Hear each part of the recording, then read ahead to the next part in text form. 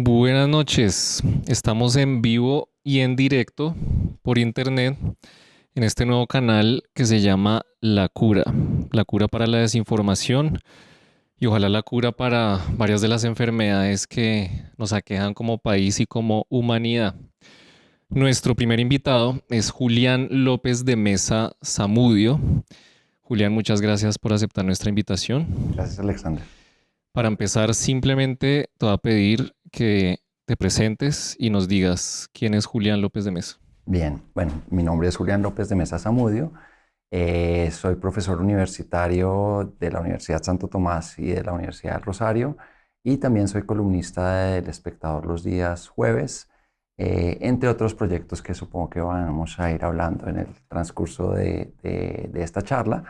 Pero básicamente eso es un poco lo que soy, lo que hago. Y de todo lo que haces, ¿qué es lo que más te gusta? Me gusta mucho ser profesor. Me gusta ser mucho profesor de ciencias sociales porque implica hablar mucho y me gusta hablar mucho y se van a dar cuenta de eso. Me gusta mucho y me gusta también tratar con chicos jóvenes. Generalmente he dictado clases en posgrados, pero generalmente me gustan mucho las clases de pregrados y los semestres más pequeñitos, contrario a mis colegas que les gustan los semestres más grandes. Me gustan los semestres primero, segundo semestre, bastante. ¿Y hay una razón en particular para esa preferencia? Sí, a mí me gusta ver la transformación de los chicos que salen y chicas que salen del colegio a la universidad y se ve en los primeros semestres. Y ser testigo de ello me parece bacano. Es un poco eso.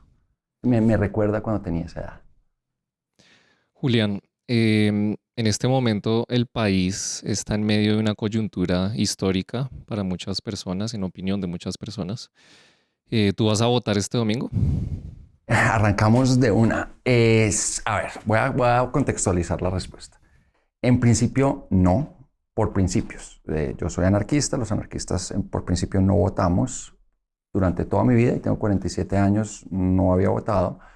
Pero este año, porque tengo unos amigos que presionan mucho y hicimos una apuesta con colegas, prometí que iba a votar, ¿sí? Ahora eso me pone un poco entre la espada y la pared, porque por un lado, por mis principios, no debería hacerlo, pero por otro lado prometí que lo iba a hacer. Entonces estoy en esa dicotomía. Supongo que iré a la mesa de votación ahorita del próximo domingo y ahí decidiré si anulo voto o si voto en blanco o si voto por alguno de los candidatos. Todavía no lo sé. Lo que sí sé es que ninguno de los candidatos actuales y de la contienda en general me convencen en nada, en absolutamente nada. Es decir, ¿tú crees que gane quien gane, el resultado no va a variar mucho? A ver, frente al país, creo que lo que se viene para quien sea que gane va a ser muy difícil. Gobernar va a ser muy difícil, quien sea que gane de los dos candidatos que hay actualmente. Ahora, frente a mi vida y a, digamos, el contexto en el que yo vivo, siento que no va a haber mucho cambio, ¿sí? Sea quien sea que gane. O sea, desde un nivel egoísta, realmente no importaría mucho. Eh, pero a nivel país, creo que sí importaría quién gane, pero sobre todo creo que a los dos candidatos, o al que sea que gane, le va a tocar un país casi ingobernable y eso va a ser muy difícil. Entonces tú te declaras defensor del abstencionismo. Del anarquismo, porque el abstencionismo tiene muchas razones de ser. Lo hablábamos un poco antes de entrar al aire. Hay abstencionistas que lo hacen por pereza. Simplemente no me quiero levantar el domingo, están dando fútbol o lo que sea. ¿Sí? Hay otros que lo hacen por convicción. ¿Sí? Yo no voto porque al votar, como los anarquistas, estoy validando un sistema en el cual no creo que es el sistema democrático. Hay otros que están tan desencantados que no lo van a hacer simplemente, o que a veces votan, a veces no votan. Hay personas que no lo saben hacer, que nunca lo han hecho y que tampoco saben cómo hacerlo o que les parece muy complejo. Hay otras personas que también se abstienen de votar porque quizás se inscribieron la cédula en un municipio en el cual ya no viven y les parece súper engorroso todo el proceso de inscripción de cédula. Ese es el otro tema. El proceso de inscripción de cédulas para muchas personas, sobre todo de edad, no es tan fácil, ¿sí? Entonces yo creo que hay muchos factores que contribuyen al abstencionismo y no es simplemente la gente desinteresada en la política. Por lo menos desde el anarquismo, que es de donde yo puedo hablar, no es que haya poco interés en la política, hay un interés diferente en la política. No asumimos que la política se hace votando y que ahí estoy siendo activo, sino en toda mi vida soy político o eso es lo que creemos los anarquistas. En ese orden de ideas, ¿estás en contra entonces de que el voto se vuelva obligatorio? Completamente, completamente porque va en contra de la libertad individual, completamente. Bueno, retomando entonces del tema de la anarquía, esa es una palabra sobre la cual hay mucha ignorancia. Las personas escuchan la palabra anarquía y simplemente se imaginan el caos, Sí, que de hecho anarquía, muerte, destrucción. Sí. está dentro de la definición de la Real Academia, Sí. incluso. Pero perdóname que yo no creo en la Real Academia como una autoridad. Este es el único idioma que tiene una Real Academia y la gente le come cuento a la berraca Real Academia. La Real Academia no debería existir. El idioma es un idioma plástico, flexible, que debería recorrer su vida normal, su evolución normal. Me parece muy diciente que tengamos una Real Academia y que en Colombia tengamos una obsesión porque la Real Academia sea una autoridad lingüística. Perdóname que te haya interrumpido. Julián, entonces, hablando de anarquía ya concretamente, ¿cómo la definirías tú de tal manera que la audiencia entienda cuál es el significado verdadero de esa palabra? Es difícil decir cuál es el significado verdadero. Hay, digamos, una tradición política anarquista que viene, o sea, los historiadores del anarquismo dicen esto viene desde el principio de los tiempos, desde la humanidad era anarquista al principio. Pero, digamos, a nivel tradición política, podríamos decir que los anarquistas rusos del siglo XIX y franceses del siglo XIX arrancaron con, digamos, por lo menos teorizando sobre una posibilidad de un sistema anárquico. Ahora, esto ha ido evolucionando, por lo menos en estos 200 años largos. ¿Sí? Una cosa es lo que pensaba Bakunin en el siglo XIX, o Pushkin en el siglo XIX, y otra cosa es una Emma Goldman en el siglo XX, o este señor que es lingüista, ahora se me va el nombre, bueno, que está todavía vivo, Noam Chomsky, ¿cierto? Que es ahora uno de los paradigmas del anarquismo contemporáneo. Pero en la base, digamos, yo creo que en lo básico, porque además hay muchos tipos de anarquismo, ¿no? Está desde el anarcoprimitivismo, que es el retorno a la naturaleza y desconectarse de todo lo que implica una suerte de contaminación tecnológica, ¿cierto? Hasta el anarcocapitalismo, que está muy cerquita al libertarianismo, ¿no es cierto? Y hay un margen gigantesco. Entonces, decir, el anarquismo es esto, muy posiblemente si hay televidentes u oyentes anarquistas van a decir, eso no es, ¿sí? Pero en la base, el anarquismo es un enamoramiento con la libertad como el principio fundamental o como la meta fundamental de aquellos que nos asumimos anarquistas, con el componente de la responsabilidad. Entonces, ante más libertad, más responsabilidad. ¿Sí? Esa es una diferencia con el libertarianismo. El libertario cree en absoluta libertad, pero sin responsabilidad. ¿Sí? El anarquista siente que a mayor libertad, mayor responsabilidad. Y en el caso mío, ¿sí? En mi anarquismo, también hay un componente de cooperativismo, ¿cierto? Entonces, en una idea, en un mundo ideal, ¿cierto? El Estado no debería existir, ¿cierto? El Estado es una ficción, además es una ficción política inmanejable, precisamente se ve o lo vemos así en todas estas crisis de la democracia en las cuales estamos metidos, no solamente Colombia, sino el mundo entero, ¿cierto? Y para un sistema anarquista, digamos, perfecto, la unidad política es el barrio, ¿cierto? Algo más controlado, o un pueblo, ¿cierto? Donde idealmente tenemos los servicios básicos, ¿sí? Que se prestan en una sociedad. Las personas tienden a ser conocidas, o por lo menos a poderse conocer. Implica un nivel de confianza y de cooperativismo, precisamente. Ese es en el que yo creo. Y en un mundo tan sobrepoblado como el que tenemos ahorita, ¿tú crees que el anarquismo es viable? Sí, lo creo. No creo que sea un sistema viable para implantar de una vez, ¿sí? No creo que lo veré yo, no lo van a ver mis hijos. Y esto es lo que voy a decir es algo que le gusta a mucha gente y es, yo trabajo para mis tataranietos, ¿sí? Si mis tataranietos ven algo de lo que yo estoy haciendo en su vida, está bien. ¿Por qué? Porque ahora siento, cuando era más joven no lo sentía así, ahora siento que no es para todo el mundo, porque el anarquismo no es simplemente creer en algo, sino vivir, es un estilo de vida. Y no siento que todo el mundo se le pueda imponer ese mismo estilo de vida, ¿sí? Si uno cree en la libertad de los demás, no le puede imponer lo que para uno es válido a Alexander o a cualquiera, ¿sí? Entonces es difícil y por eso también es muy cuestionable y muy criticable. Eso no sirve para nada, es simplemente, digamos, un romanticismo. Pero si tú lo ves a nivel micro, te puedo dar 20 casos de anarquismo aplicado donde así ha funcionado, en procesos pequeños. Hay un proceso, ya que los mencionas, en Colombia o en América Latina. Sí, muchos, muchísimos. Te menciono un caso.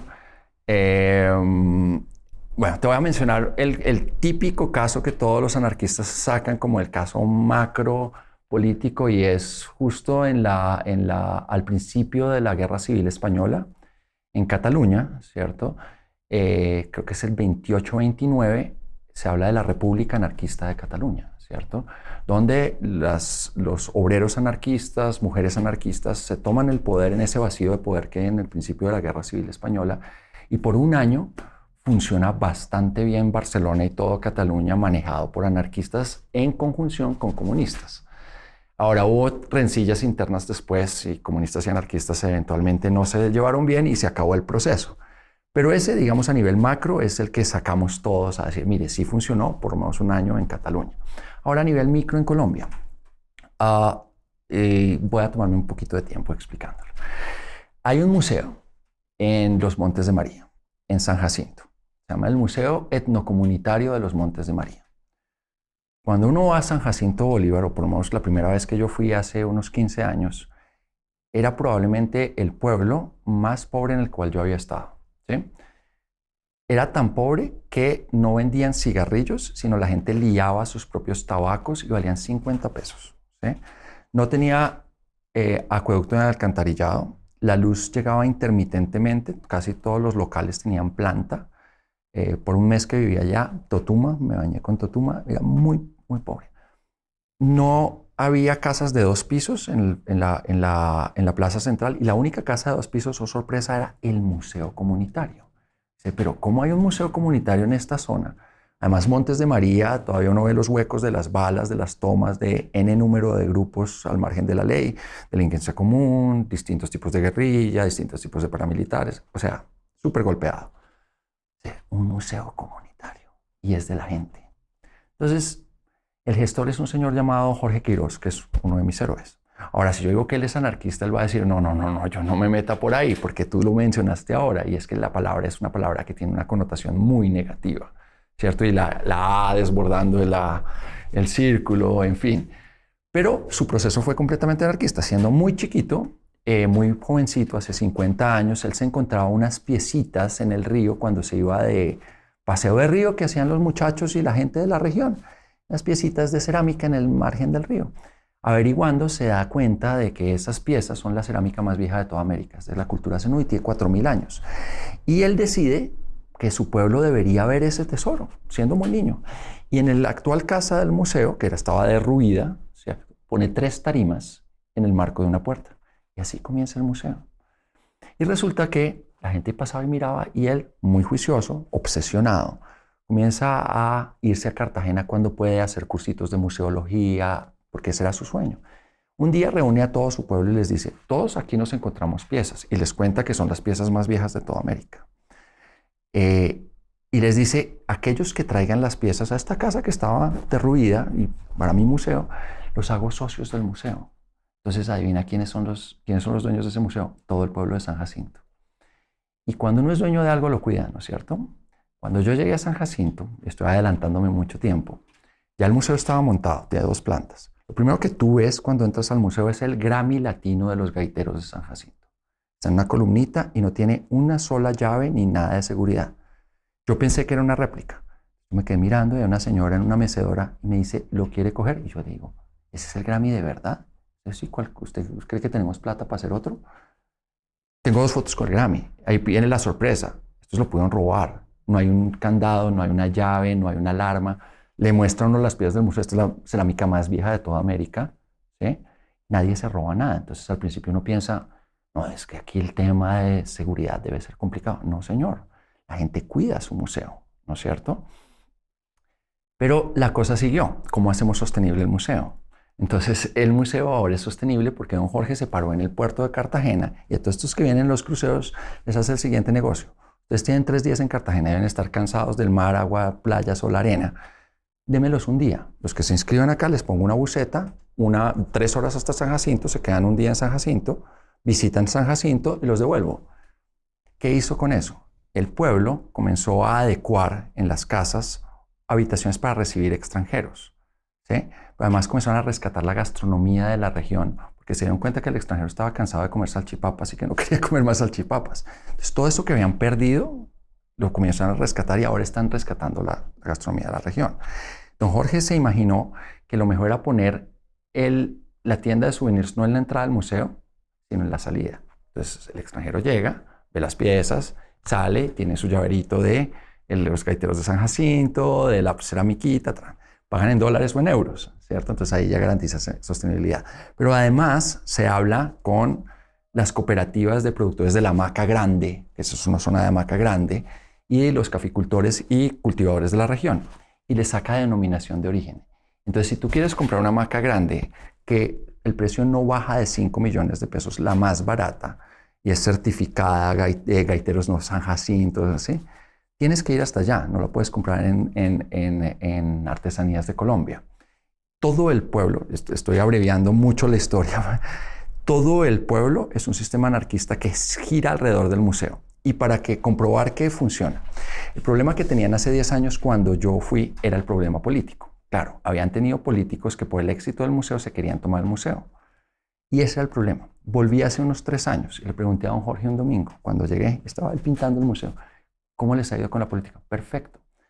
Desde las últimas elecciones, cada vez que un político, hace unos 6 años, esas elecciones de hace 6 años, cada vez que un político en San Jacinto quiere cualquier puesto político dentro de San Jacinto, alcalde, consejo, etcétera, le tiene que ir al museo a pedir el aval al museo, no a un partido político. El museo pone a los alcaldes, pone a lo político. Y yo no creo que haya nada más anarquista que eso. Autogestión comunitaria para prosperidad de absolutamente todos. Julián, para seguir adelante, te voy a pedir rápidamente que no te toques el saco para que no se haga ruido en el micrófono. Y retomando lo que dijiste, en este caso el museo no se podría considerar como un estado informal que surgió allá. Y como ese, te puedo dar otros. Hay uno muy famoso que es la Comunidad de Paz de San José de Apartado, que también ese es aún más radical porque no dejan entrar absolutamente a nadie, al Estado ni a nadie, es con cooperación internacional. Allí nomás saliendo de Florencia, en el Caraño, hay otro proceso similar de 50 familias productoras de una cantidad de cosas que funcionan como un Estado dentro del Estado, tal cual. Tienen su propia moneda, se llama el Caraño. Cuando mencionaste el ejemplo de Cataluña, mencionaste otra palabra que es muy estigmatizada, que es el comunismo, y de la cual pues realmente la mayoría de las personas que la usan no saben qué significa. Bueno, Cuando Marx imaginaba comunismo, él también se imaginaba una sociedad sin Estado, autorregulada. En ese sentido, ¿cuál es la diferencia entre el comunismo y el anarquismo? eh, bueno, para Marx venía después del socialismo, ¿no? De la dictadura del socialismo. Y si Marx viviera ahora diría que jamás ha habido un sistema comunista porque nunca se salió de la dictadura del partido, ¿no es cierto? Para mí, yo creo que, y estoy tal vez hablando, yo no soy un especialista en Marx, pero siento que era más un divertimento intelectual lo que Marx consideraba que podía ser ese como la epítome del desarrollo político, que era llegar a ese sistema donde la propiedad privada se desvaneciera y hubiera como un proceso muy humano de colaboración entre todos. Yo considero que ahí está la diferencia. Para los anarquistas, como yo de la línea mía, la propiedad privada es válida. ¿Sí? Que unos tengan más que otros también es válido, depende de muchas dinámicas. ¿Sí? No es que todos tengan que tener lo mismo, no es que todo sea compartido. Simplemente hay lo que diría sería similar, serían procesos colaborativos. Ahí vendría una similitud, pero no todo es de todos. ¿Sí? Nosotros los anarquistas sí consideramos, o por lo menos la línea mía, que debe haber propiedad privada y que hay diferencias entre las personas. Hay diferencias entre tú y yo de muchos tipos. ¿Sí? ¿Cómo se describe, cómo se llama la línea de anarquismo a la que estás adscrito? Yo diría que clásico, pero la gente me dice que no soy. Es que yo no. A ver, yo he tenido esta conversación con varios. Cuando tú comienzas a definirte, ya lo estás encajonando. Y cuando estás encajonando, estás poniendo reglas, entonces estás dejando de ser anarquista. Sí. Entonces, yo diría que clásico, pero otros me dirían, no, usted es anarcocapitalista. Puede que sí, no sé. Yo no creo que lo sea. digamos, porque siento que el anarcocapitalista está a un paso de ser libertario y a mí el libertarianismo poco y nada. La palabra libertario originalmente surgió a partir Es anarca, sí, del anarquismo, nos la robaron. pero exactamente adquiere un significado nuevo. ¿Qué diferencias hay entre Uy, esas dos total. corrientes, Para, anarquismo y libertarianismo? para mí los libertarios son los que le dan muy mal nombre a los anarquistas. Bueno, hay dos. ¿Sí? El punkero chirri, ¿sí? De anarquía, muerte, destrucción, que también lo hace muy inocentemente un poco. A ese no le pongo tanto problema, me parece hasta chévere. Pero el libertario sí, porque usa lo que le conviene del anarquismo y el origen de la palabra libertario, que es el enamoramiento con la libertad, pero le retira la responsabilidad. Y eso es lo que me parece súper preocupante viviendo en sociedad. Que básicamente un libertario es un egoísta radical. ¿Sí? Me importa un carajo lo que le pase a los demás desde que yo esté bien. Incluso un poco torpe, ¿no? No entendiendo que hasta biológicamente necesitamos de los demás para sobrevivir.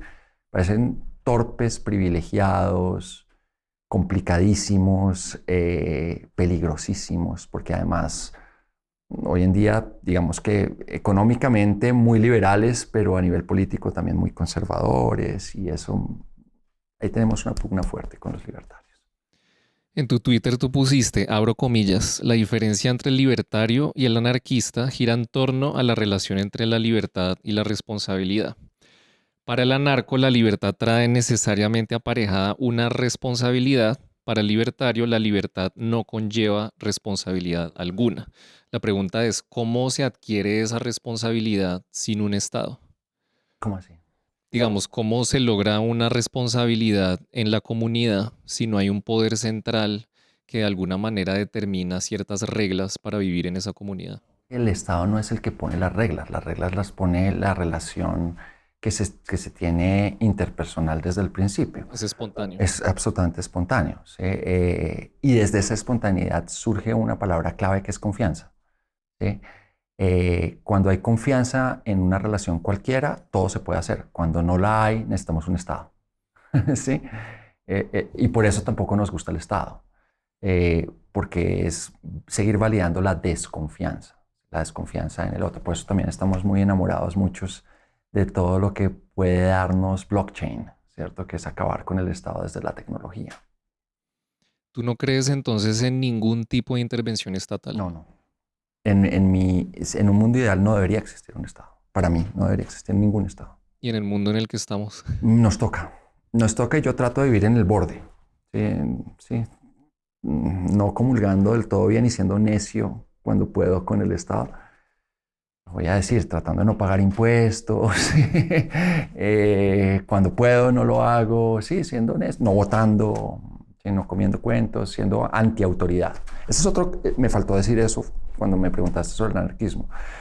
Yo soy anarquista porque nunca me gustó la autoridad. Desde mi casa mi mamá me decía, usted es un hijo de madre. ¿Sí? Cuando tenía 3 años y estaba aprendiendo a caminar, yo lo llevaba de la mano y había un charco, le dije, pasemos por el lado del charco, usted se devolvió y se metió entre el charco. Yo ya desde ahí sabía que usted iba a ser un rebelde, me dijo mi mamá. Sí, yo no me acuerdo de esa escena, pero a mí siempre me ha molestado la autoridad, que me impongan una autoridad, eso ha sido para mí desde chiquito, ¿sí? En la universidad, en todo lado. No es que no me guste, que rechace toda autoridad, rechazo toda autoridad impuesta. ¿Sí? Es que hay un presidente que hay que respetar. No, señor. Si yo lo valido, está bien. Si yo acepto la autoridad porque me parece que es, como con mis maestros académicos, ¿sí? Esa es mi autoridad porque yo decidí que esa era mi autoridad. No porque alguien me diga que esa es la autoridad. ¿Sí? Y en el caso de una persona que está creciendo, que no tiene cómo elegir su autoridad, en el caso de los papás, Claro, por eso es muy importante la educación, ¿sí? Entonces, tú me estás preguntando algo bien importante para mí. Yo soy papá, tengo hoy una hija de 19 y un chico de 17. Y traté de educarlos como anarquistas, ¿sí? Porque ser anarquista es vivir como anarquista, no simplemente teorizar sobre ello. Entonces, era difícil lo que tú estás diciendo. Entonces, mi filosofía, y puede ser muy criticada, es que hay una edad, unas edades de, digamos, recibir los principios básicos, por ejemplo. Entonces, yo creo que los principios no los recibe uno en el colegio, no los recibe en la casa. Esa es la función de un hogar, ¿cierto? Pero no es 1000 principios como aquí los colegios que educan en valores, ¿sí? Principios son 3. caben en una mano, ¿sí? No se discuten, no se hablan, no hay que decirlos, y eso es lo básico, ¿sí? Eso es lo que nunca se negocia. El resto se puede negociar, los principios no, y eso sí es importante tenerlo en la casa. Entonces, ¿cómo eduqué yo a mis hijos? En completa libertad con la responsabilidad. Entre más libertad tienes, más responsabilidad. El hombre araña, si se acuerda de esa escena famosa del hombre araña de eh, entre más poder, más responsabilidad. En este caso, libertad es tener mucho poder, más libertad, más responsabilidad. Y así es en el caso. Quiero ir a una fiesta, listo. ¿Quiere una fiesta? Perfecto. Usted verá lo que hace, pero hay una responsabilidad aparejada a su libertad. Y así los he educado y creo que me ha ido bastante bien. No sé, ellos le dirán yo creo que bien, sí. Espero, cruzo los dedos. En Estados Unidos hay un problema muy grande en torno a la violencia con armas y el fácil acceso que hay hacia las armas. En ese sentido, ¿no sería aconsejable que el Estado intervenga y ponga un límite al acceso a esas armas? Y para mí, bueno, es que me vuelves a preguntar del Estado. Pues, si suponemos que nos toca vivir con el Estado, sí, esa debería ser una función y creo que los Estados Unidos debería reevaluar esa política ahora. Tú sabes, creo que nuestros televidentes lo saben también, o algunos lo saben, que constitucionalmente está ahí. Entonces es dificilísimo cambiar la constitución, es un principio constitucional y por eso ha sido tan difícil en los Estados Unidos. Pero creo que la discusión se va a seguir dando y que eventualmente llegarán a una reforma constitucional porque no se puede seguir como están. Yo personalmente soy completamente pacifista, o sea, no creo en la violencia de ningún tipo y mucho menos pues con armas, ¿no? ¿Pero crees en el acceso a las No, armas? para nada, para nada. En un mundo ideal no debería haber armas. Es más, en un mundo ideal a mí me preocupa que, y eso se lo decía a mi mujer y a mi esposa, perdón, cuando estamos criando a nuestros hijos aquí en Colombia, es aquí normalizamos ver personas en la calle, militares, con metralletas. Eso no es normal. No es normal ir a la séptima con 116 a un batallón en la mitad de la ciudad. No deberíamos tener acceso ni, o sea, ¿por qué tenemos que tener armas? ¿Sí? Una sociedad sana no tiene por qué tener ni siquiera una visualización de las armas como algo normal y cotidiano. Me parece gravísimo eso.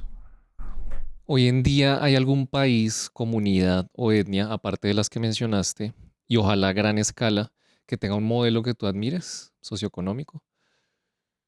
¿Qué pregunta es? ¿Que admire? No sé. Mini, sí, lo que te estoy diciendo. Ese tipo de...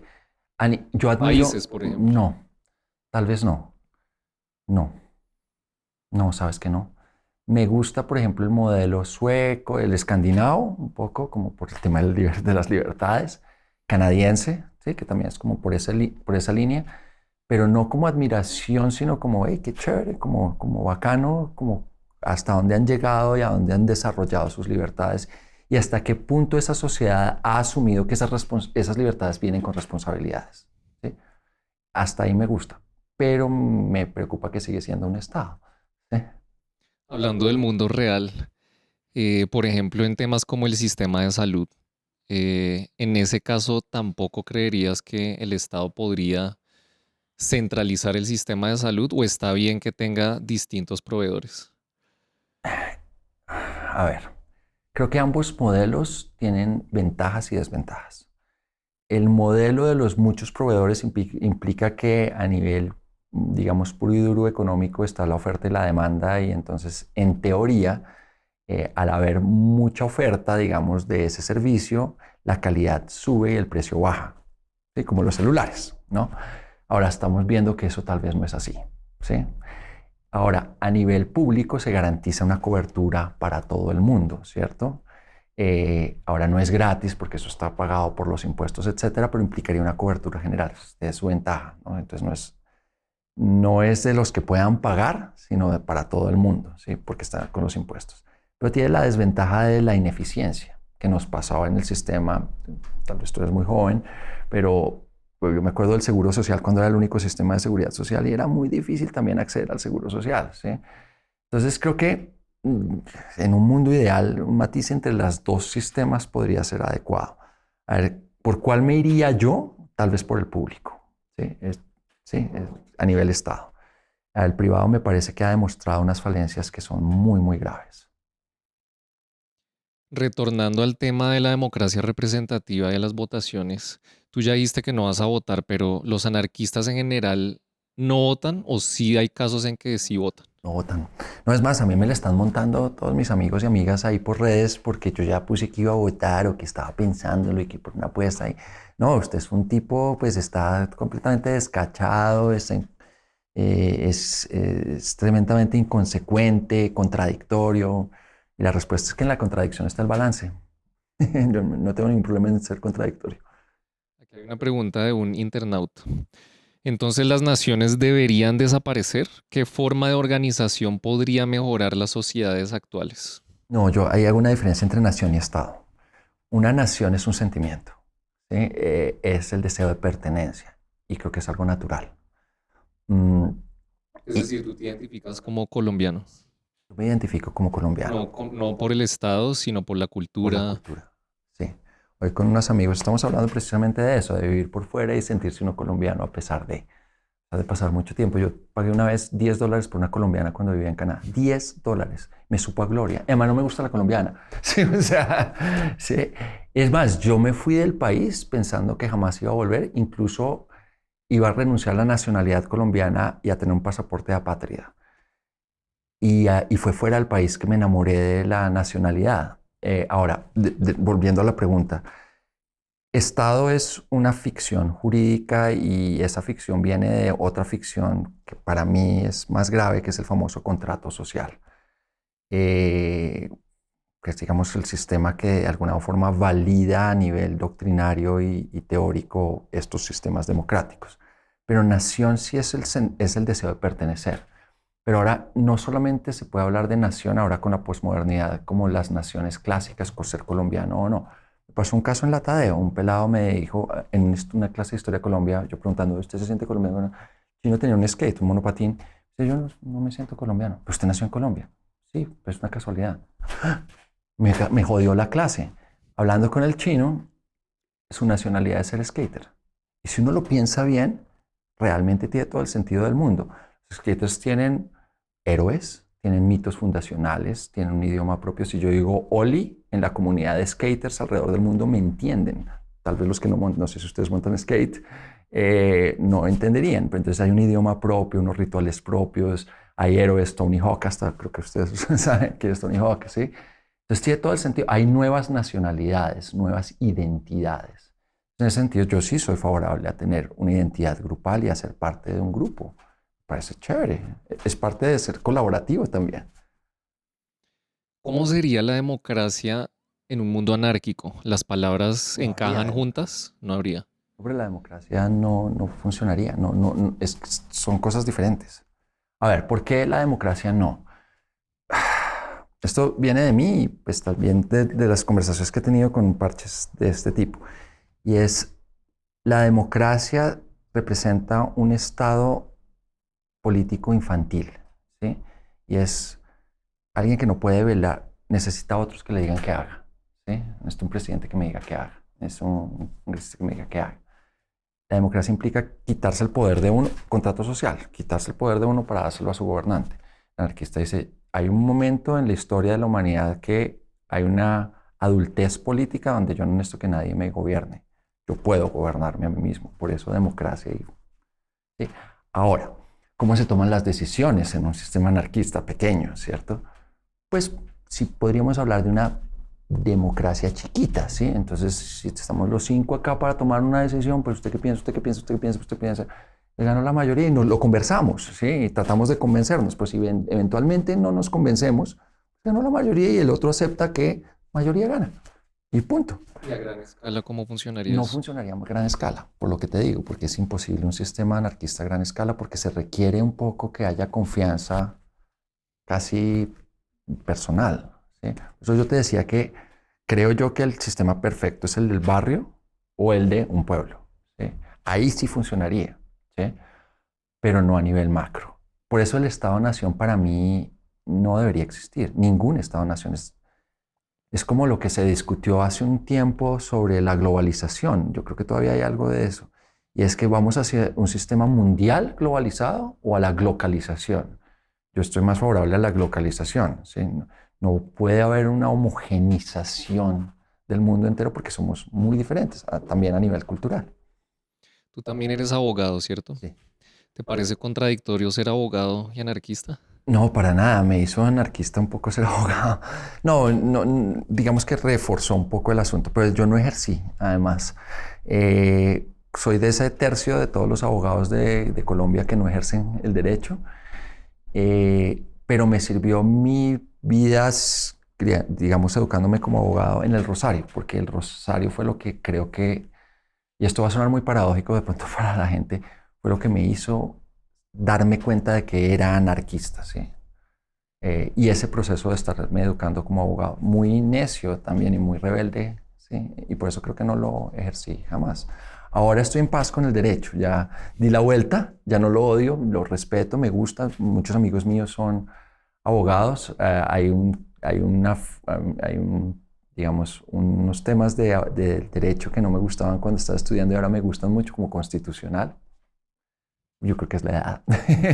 Eh, pero no veo ningún problema porque además no lo ejerzo ni me importa mucho tampoco. Otro internauta pregunta, ¿cómo se podría hacer escalable la organización barrial o de pueblo? Esa es una gran pregunta. Volviendo otra vez como a la tabla de dibujo, yo me imagino una relación entre barrios, ¿sí? Entonces, la unidad política no es el Estado, sino el barrio, ¿cierto? Entonces, en el barrio hay todas las dinámicas políticas, pero ese barrio está cercano a otro barrio y ese es a otro barrio. Y digamos que en esas relaciones entre barrios se puede escalar, qué sé yo. Supongamos que supongamos no, yo vivo en la 134 con autopista y en mi barrio, que es toda la manzana, Santa Coloma, hay una cantidad de médicos retirados. Entonces nosotros podemos, digamos, en un mundo ideal, tener más médicos que en otro barrio que de pronto tiene agricultores, ¿sí?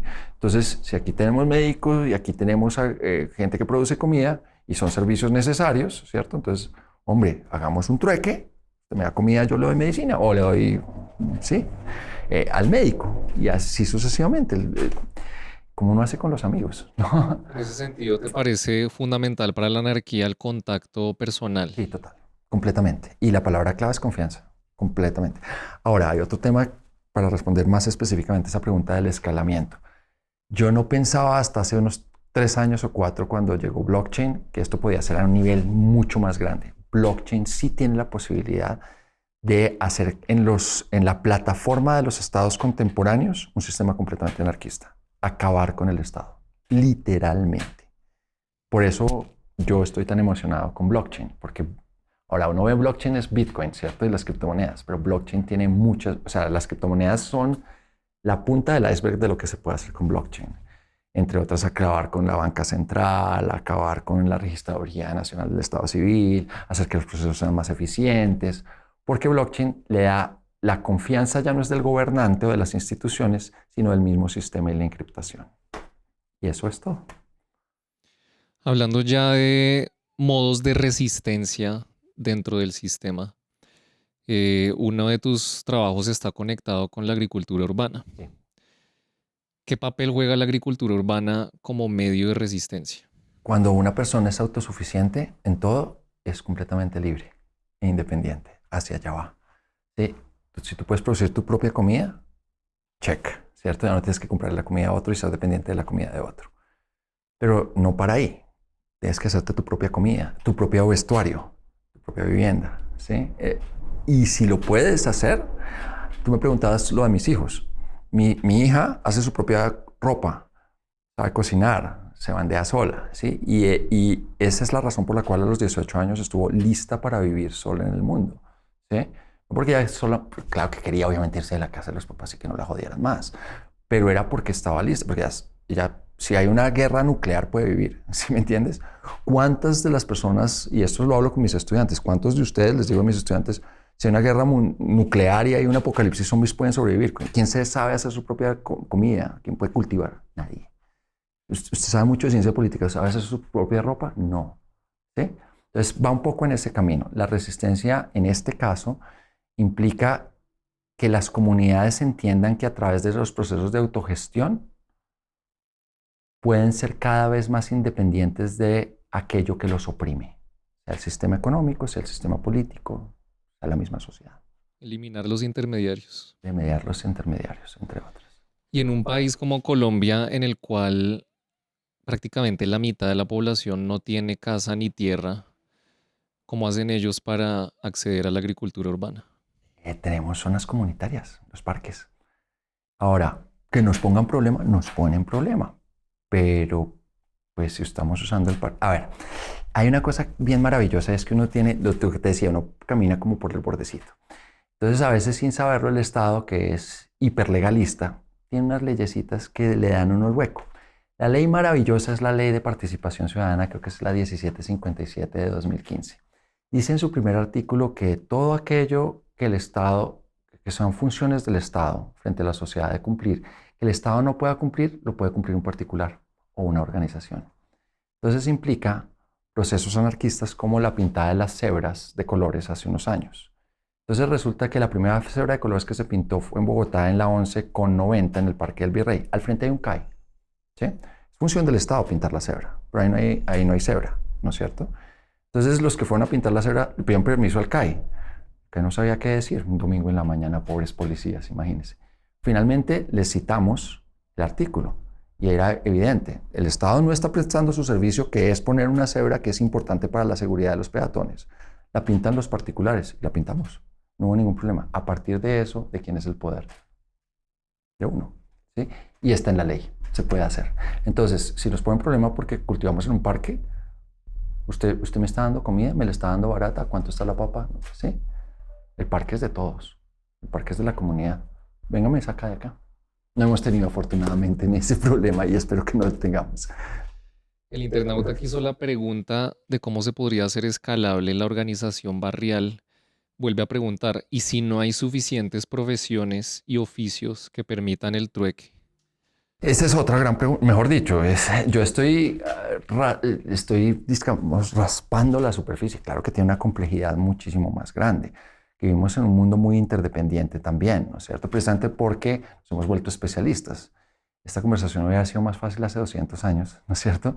Donde no había ese nivel de especialización de hoy en día, que una persona tiene un doctorado, estudia, pucha, 20 años para saber cómo funciona la punta del esfero, y te puede explicar específicamente cómo funciona la punta del esfero, pero cuando le preguntas para qué funciona todo el esfero, te va a decir, ese no es el área de mi experticia, lo cual es grave.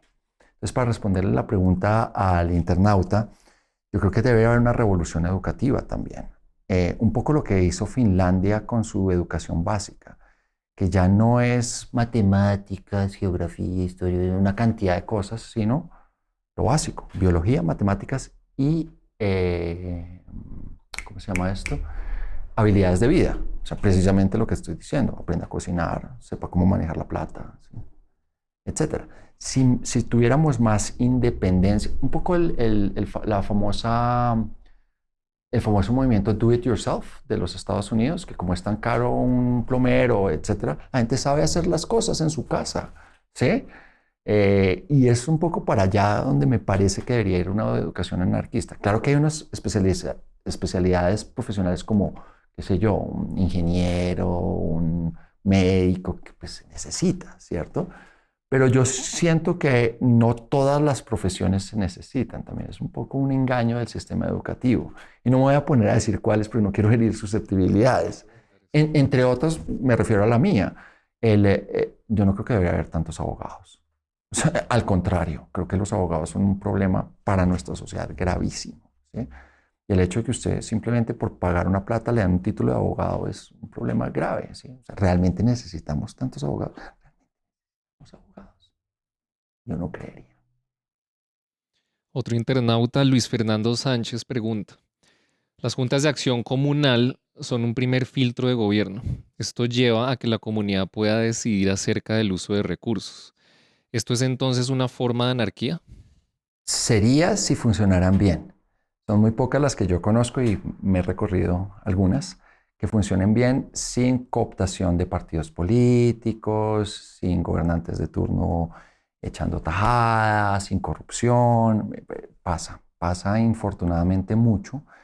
Y además las juntas no tienen salario, los presidentes de junta no tienen salario, lo que implica que se presta más para la corrupción, ¿cierto?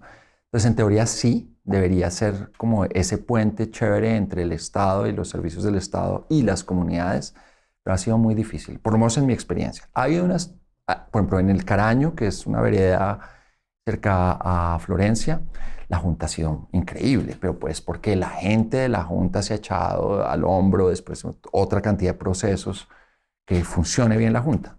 Pero en USME tenemos otras características un poco complicadas, ¿sí? Entonces, siento que es una figura chévere, pero que necesita un poco más de apoyo, sin esta, ¿sí?, capacitación también. La gente que entra a las juntas muchas veces son viejitos de edad, que han vivido mil años en el barrio. Entonces, lo que quieren es un poco hacerse oír y entonces es difícil. Otro internauta pregunta, ¿cómo se vive el anarquismo al interior de cada persona? Normal. Creo Yo, que yo replantearía la pregunta, ¿qué significa vivir como anarquista? asumirlo, asumir que uno está de perdedor siempre, que que no va a ganar, que no va a ganar, que su sistema no le va a funcionar. Mucha gente que todo el mundo le va a decir, o no todo el mundo, pero mucha gente va a decir, o está loco, o eso no funciona, o es una utopía, o usted es un violento por la anarquía, muerte, destrucción. En, a, Cuando lo asumí, cuando entre comillas salí del closet y lo asumí, era muy radical, como muy, ay, el anarquismo y la cosa. Y ahora ya no, ahora es como lo vivo personalmente en lo que estoy contando un poco, en todas las acciones de mi vida, tratando de respetar la libertad de los demás a todo nivel, tratando, pero no es tan fácil tampoco. Siendo consecuente con esos principios en mi propio hogar, ¿sí?, con mis hijos, con mi esposa. Eso, tratando de ser consecuente, tratando. ¿Sí? Pero tampoco es un esfuerzo, porque si fuera un esfuerzo no lo haría, ¿no? Es algo que me salió naturalmente, no sé. Para ejercer un cambio en este mundo, ¿tú no contemplarías la creación de un partido anárquico? Existen. El Partido Pirata Europeo me parece una locura. Y tienen escaños en el Parlamento Europeo. Y los escandinavos son aún más locos porque lo hacen a partir de Pirate Bay. Me parecen digamos, unos ejercicios muy divertidos, ¿sí? Y los personajes que están ahí metidos también me parecen tremendamente divertidos y con mucha energía para hacer esto. Ahora, el anarquista, digamos, más anarquista puro, le va a decir, no, eso está en contra del anarquismo porque es un partido político, está dentro de la democracia, entonces no funciona. Me parece que es chévere, también un puente entre el sistema tradicional y la humanidad tiende a ser conservadora. A ver, hay dos principios que en la humanidad validamos incluso dependiendo de la edad: la libertad y la seguridad. Generalmente no pueden ir de la mano y ese es el problema. Entre más libertad, menos seguridad; entre más seguridad, menos libertad, ¿sí? Entre más viejo uno es, menos valida la libertad y más valida la seguridad, ¿sí? No es 100% así, ¿no? Pero ahora me perdí. ¿Qué era lo que estaba diciendo antes? Estabas hablando de entre más libertad, menos seguridad del partido El político. partido político.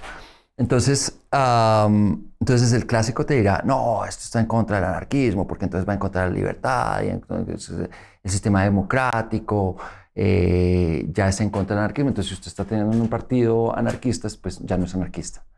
A mí me parece que sí es un puente para que la gente valida mucho su seguridad, ¿cierto? Mi mamá, que no va a votar por el candidato, uno de los candidatos, porque le aterra a la izquierda, porque sí, es irracional. Creo que al haber un partido anarquista o una serie de partidos anarquistas, por lo menos comienza la gente a reflexionar sobre el nombre anarquía, ¿sí? Yo ahora uso, digamos, la palabra constantemente y tú me has oído desde el principio. Pero para mí fue muy difícil decirlo, porque pues era profesor en el Rosario y pucha, el profesor anarquista me van a echar, o en la Santo Tomás, que es de sacerdotes, me van a echar. Ya no. Entonces uno usa la palabra matizada, que es autogestión. La autogestión salva patria. No, está bien hablar de anarquismo, porque hay que quitarle ese peso negativo que, para mí, hay que quitarle ese peso negativo que tiene, ¿sí? Peso de la anarquía, muerte, destrucción, caos, violencia. no lo es. Un internauta pregunta, completando una de las preguntas que había antes, ¿cómo se vive el anarquismo al interior de cada persona para vencer las estructuras de poder que hemos aprendido desde la infancia? Esa última parte es una lucha. Eh, yo te lo digo desde mi experiencia personal. Mis pobres padres lo que sufrieron conmigo, o sea, no tiene, pobrecitos. Era a la brava, mano, ¿sí? A la brava en otra época, además. Ganarme a pulso las libertades que quería ganarme y demostrar que me las merecía por lo de la responsabilidad.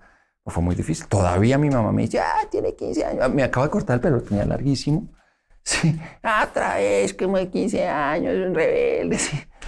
Pues, sí, es dificilísimo. Pero creo que guiando con el ejemplo, ¿sí? O sea, siendo buena persona, sí, creo que es por ahí la cosa.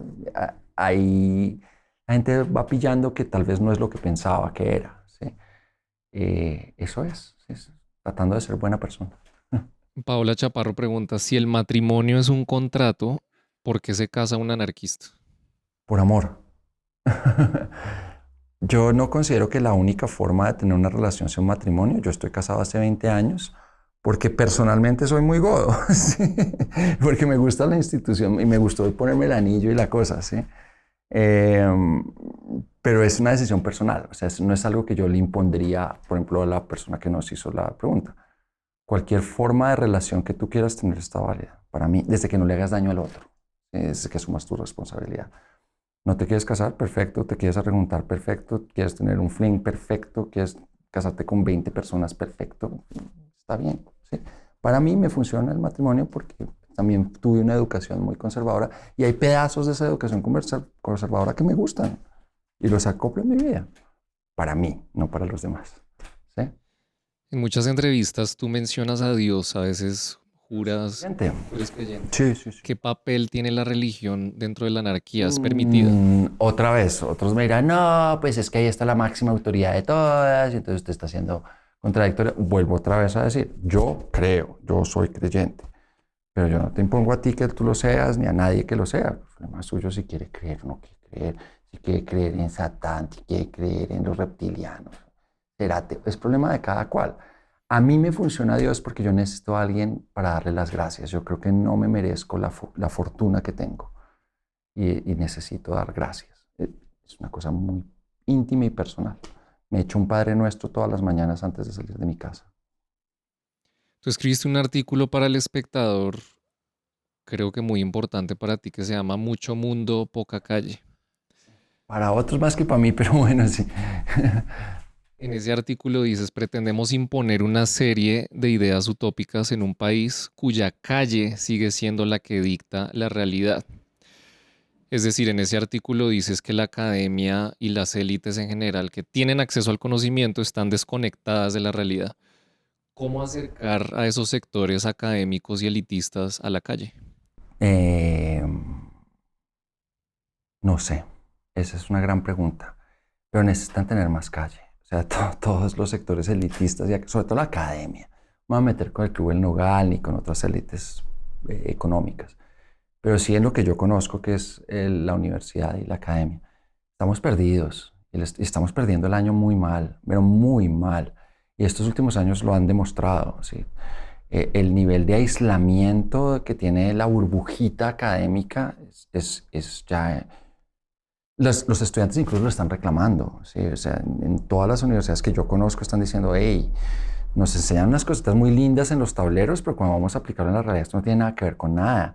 Además, la universidad no está conectada absolutamente con nada con la realidad y menos política. Es una vergüenza, la verdad, lo que hacen las universidades y creo que están además desdibujando el propósito inicial de las universidades para en el siglo XIII, de las universidades occidentales, que comenzaron en la calle con los goliardos, que eran unos borrachos, enseñándole a la gente educación popular, haciendo educación popular. Así comenzó la Universidad de París, ¿sí? Así comenzó Bolonia, así comenzó Salamanca, Oxford. Eh, y ahora somos pues este poco de gente que hace un articulito para que lo lean 3 o 4 de pendejadas, además refritos y refritos que no dicen nada ni llegan a nada. Y a mí me parece tremendamente angustiante. Me parece que les falta. El título del artículo me parece que lo dice todo. mucho mundo, Harvard, Oxford, no sé qué, y poca calle. Vaya, aplique. Ahorita tuve un debate ahorita en Twitter con un economista de los Andes. Man saca Colombia el mayor crecimiento, no sé qué. Oiga, qué tan bonito eso, pues eso no se refleja en la calle. Vaya a pruébele a la señora de Cazucá que vende minutos, que se gana 10.000 pesos al día con 3 hijos, que está muy bien Colombia económicamente. Perdón lo que voy a decir, pero comete un cerro de mierda, ¿sí? Y eso lo está apoyando la academia y me parece tremendo. Yo creo que la academia está en una crisis.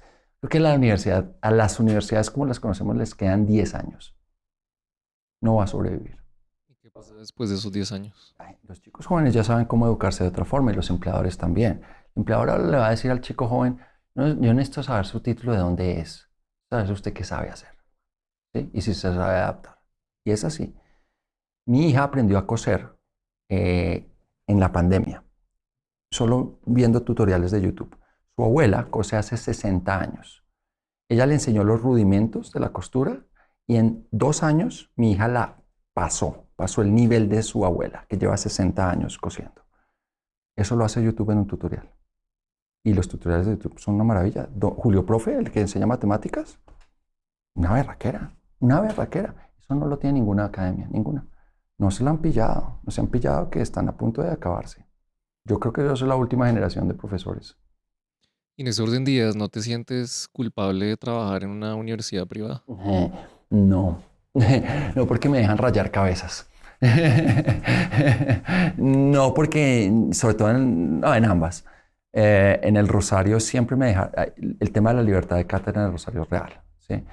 Y yo desde que no haga ninguna cagada, pues horrible, tengo libertad de cátedra. Ahora no significa que yo trate de hacer que la gente sea anarquista, ni muchísimo menos. Pero sí mis clases son críticas, ¿sí? Mis clases no son de saber cosas, sino de pensarlas.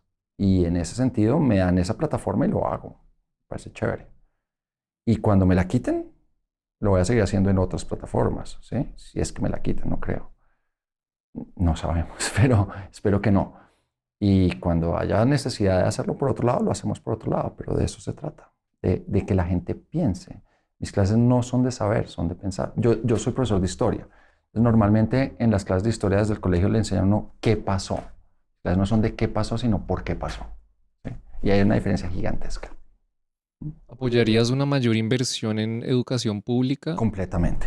Sería lo que más invertiría. Volviendo al Estado tradicional, yo sería lo que más invertiría en educación al piso. ¿Sí? Mis amigos políticos que quieren ser presidentes, a todos les he dicho, usted es presidente, el único cargo que yo deseo es ser ministro de Educación. Es el único cargo que yo desearía. ¿Lo aceptarías? Sí, el único. Y le metería toda la plata y transformaría toda la educación. ¿Y trabajar para el Estado no sería Sí, una claro, herejía? otra vez. Otra vez jugando ahí en la cuerda floja, claro, por supuesto. Acá hay otra pregunta de un internauta. Acabaste de mencionar hace unos minutos el Padre Nuestro. Aparte de creyente, ¿eres cristiano, católico o protestante? Soy panteísta. Panteísta, los que no lo sepan, es que creo en todo. Sí. La definición de Dios es. Y ya. Pero digamos que el Padre Nuestro es porque mi familia es católica. Entonces me crié en un colegio católico, entonces mi cercanía mayor es con el catolicismo. Entonces el Padre Nuestro es más un ritual personal, porque me gusta además el Padre Nuestro. ¿Sí? Pero yo creo en todo y en todo. O sea, el Islam me parece chévere, estoy muy cercano al Islam también. En todo sistema de creencias me parece válido. Hablando de las iglesias, ¿tú apoyarías ponerles impuestos a las iglesias o Sí, no? completamente. Completamente. Sí. Me parece que ahí sí no hay razón por la cual no debería. Otra pregunta, esta vez de Juan Daniel Muñoz. ¿Cómo sería el sistema educativo ideal para un anarquista? Muy entre pares. Creo que sería muy práctico, eso es lo primero. No de tanto echar carreta. En el mundo utópico, por ejemplo, en relaciones internacionales que les enseñan las teorías de relaciones internacionales y son 2 semestres de teorías y está bonito y todo, pues es un cuentazo, ¿sí? ¿No? Más práctico. Sería una educación muy, sobre todo muy basada en el colegio. Desde los primeros años eso, aprendas a hacer un huevo frito, aprendas a hacer un arroz, aprende a salir a la calle a coger un bus, ¿sí? Cosas muy prácticas, sepa hacer, a coser un botón, ¿sí? Y de ahí en adelante creo que es importante saber matemáticas básicas, no trigonometría, ¿sí? El tema de la trigonometría y el cálculo y todo lo que uno ve en bachillerato es muy presionado por sistemas como la OCDE, en fin. Pero sí matemáticas básicas, ¿sí? Creo que un tema de biología también es importante, pero muy también de pares, ¿sí? Pelados, digamos, educando pelados, me parece que es un sistema bacano. Nos ha funcionado bastante en un proyecto que tenemos en la Santa Tomás y en el Rosario que se llama Empodérate, la escuela Empodérate. Y el éxito es que yo no soy el profesor, los profesores son los mismos estudiantes. Y eso hace que haya una dinámica muy diferente en los salones y en lo que hacemos. Hablando de Empodérate, tú hace poco editaste un libro que se llama Marcha del Ladrillo, Lecciones de Empoderamiento Comunitario. Sí, sí. Fueron experiencias recogidas en un colegio. Sí, es el Colegio Estanislao Zuleta en Usme. Casualmente llegamos allí hace unos 5 años y descubrimos muy rápidamente que ese colegio lo había fundado la comunidad. El colegio no lo fundó la alcaldía de Usme ni la alcaldía de Bogotá, sino que era una serie de migrantes que estaban en el barrio Alfonso López llegando por procesos de violencia, en fin, y necesitaban un colegio, el colegio más cerca que les quedaba a muchos kilómetros, y decidieron, ante la imposibilidad que tenían de acceder a los recursos del Estado, ellos hacer su propio colegio. Proceso anarquista de autogestión. Y es increíble porque hasta el día de hoy los líderes comunitarios que crearon su colegio, que además se graduaron de bachillerato con sus propios niños en el colegio, me parece bellísimo, siguen muy activos en el colegio, ¿sí? O sea, van a las reuniones, son personas del barrio. Ese colegio es un eje en el barrio mismo, no solamente el colegio, sino ahí está abierto 24/7, 365 días al año, los domingos, las instalaciones se abren y es muy bonito ese proceso además de construcción de ese libro. Yo aparezco como editor, pero la verdad es que tenía que aparecer porque era el profesor. Peleé mucho porque no apareciera yo, porque los que lo hicieron fueron los estudiantes. O sea, fue hecho a 20 manos, difícil de hacer, pero también de eso se trataba un poco el proceso anarquista de hacerlo, ¿sí? Que fuera mucha gente contribuyendo. Entonces el equipo entrevistaba a los líderes que nos contaban, entonces era un chiquito que estaba en el colegio que no conocía la historia de su propio colegio, una persona que era exalumna y alguien de Empodérate. Entonces en el diálogo entre esos tres se iba, digamos, dilucidando lo que pasaba. Son 15, 16 entrevistas. Cada uno va contando un pedazo del asunto y hay unas cosas bellísimas, unas cosas también muy necias, como cuando les tocaba picar el tubo para sacar agua y después cómo lo legalizaron. Bueno, fue un ejercicio bonito, nos demoramos 3 años haciéndolo, pero bien. Entre las sociedades indígenas que existieron acá antes de la llegada de los europeos, existieron modelos que han sido descritos por varios historiadores como a veces anárquicos, a veces comunales, comunista primitivos. Y uno de los problemas de esas sociedades es que no pudieron protegerse no solo frente a las armas españolas, sino frente a las enfermedades. En ese orden de ideas, ¿apoyarías una protección militar dentro de una comunidad anárquica para proteger su No, comunidad? nunca. Si yo necesito armas para protegerme es porque algo estoy haciendo que no debería estar ahí. Ahora, no sé muy bien la referencia ahora porque no estamos en la misma posición de hace 500 años.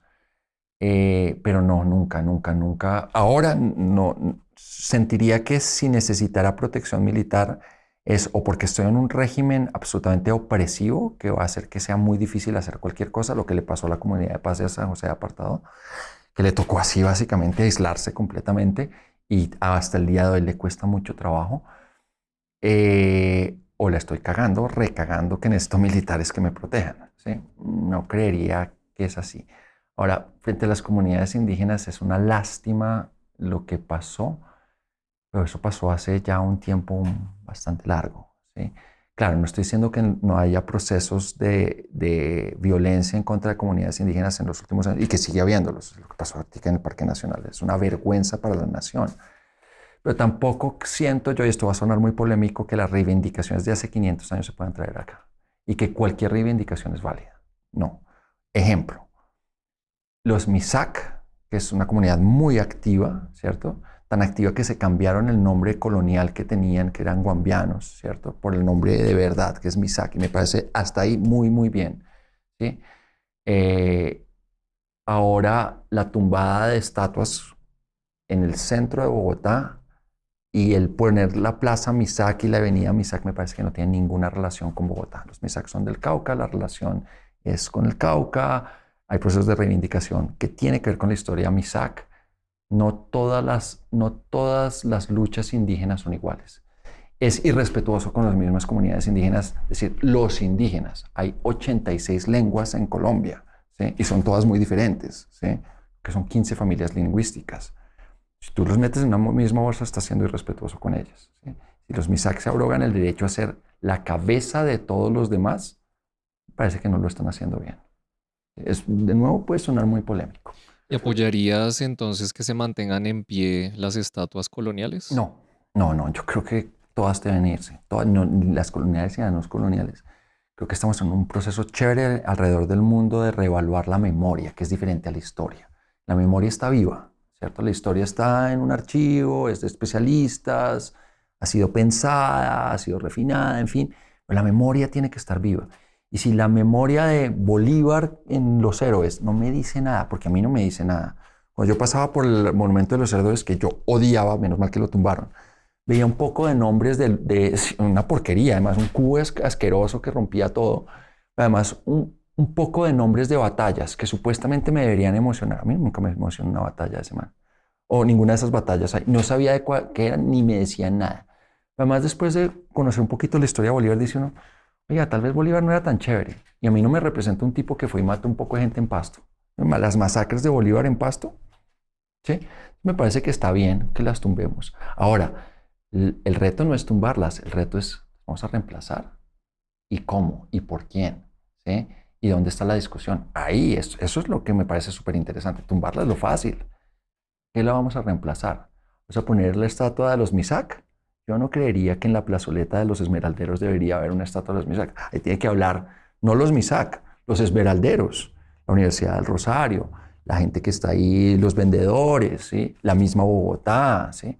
Y definir entre todo el mundo qué queremos que sea nuestra memoria en ese espacio geográfico específico.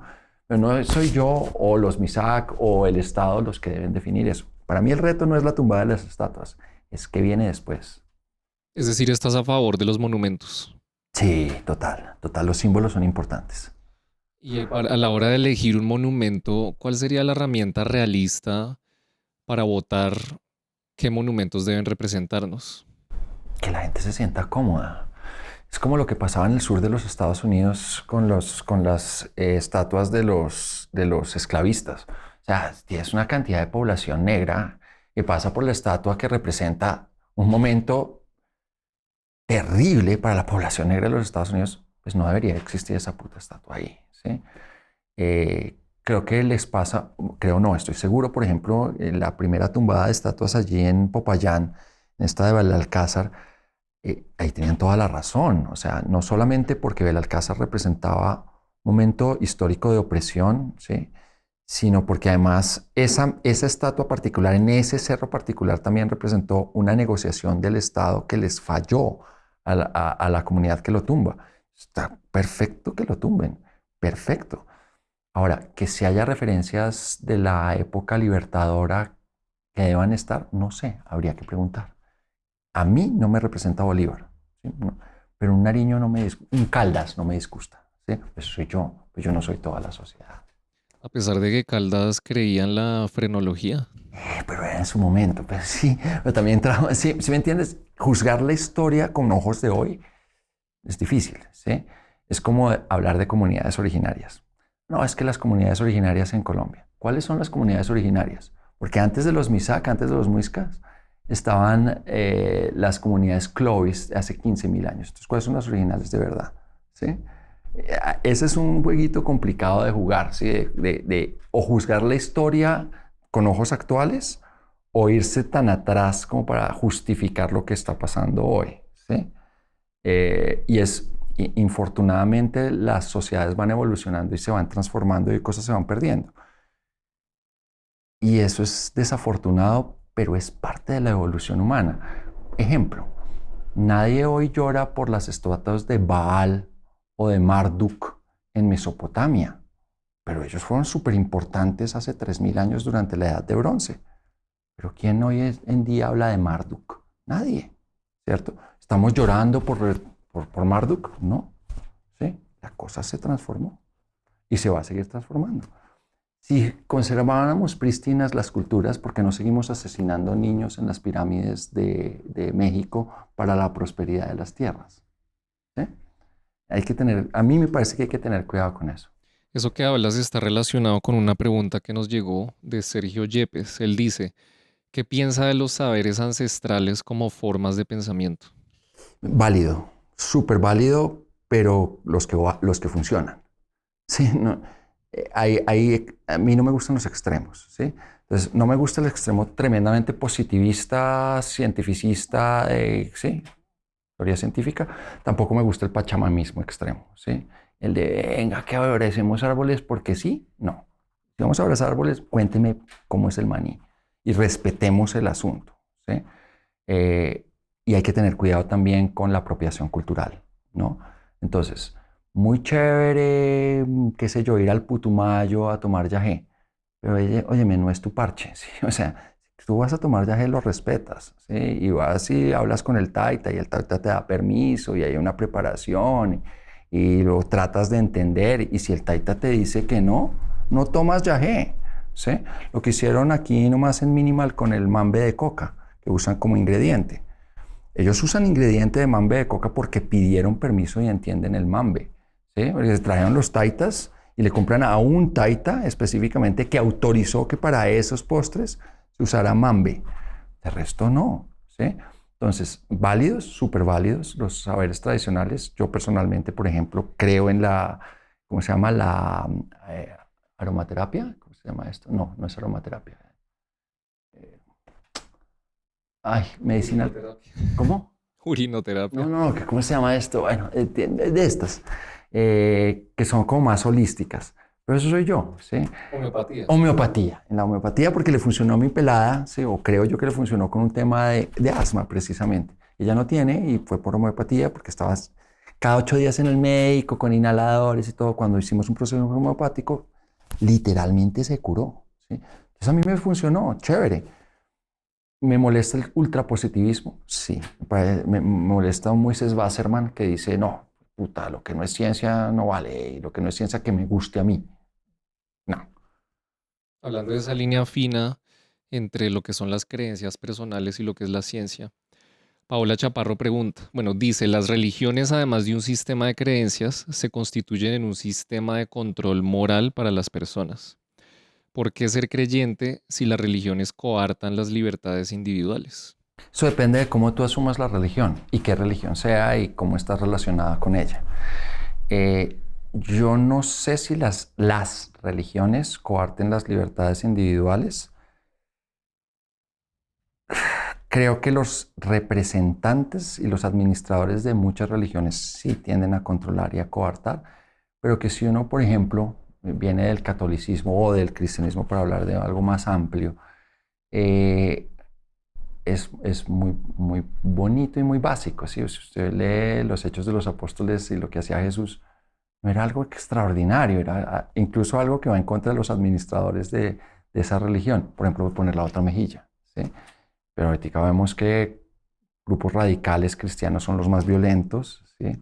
En Colombia también muchos grupos religiosos tienden a ser muy opresores, pero eso no es el mensaje, es el del administrador de dicho mensaje. Me parece a mí, no estoy defendiendo a las, sí, un poco sí las estoy defendiendo. Me parece que hay que, a ver, que también el lenguaje es importante. No es que lo obliguen a uno a tener un sistema moral, creo que los sistemas morales son necesarios, sea religioso o no sea religioso, son necesarios para la convivencia social, ¿sí? Entonces, si a ti no te gusta la moralidad religiosa, definitivamente necesitas tener otra moralidad, pero necesitas tener otro sistema de valores, otro sistema moral. Llámalo como quieras. Y si hablamos de opresión, entonces es tan opresivo este como este. Otro internauta pregunta, ¿cómo se enseña la relación entre la libertad y la responsabilidad?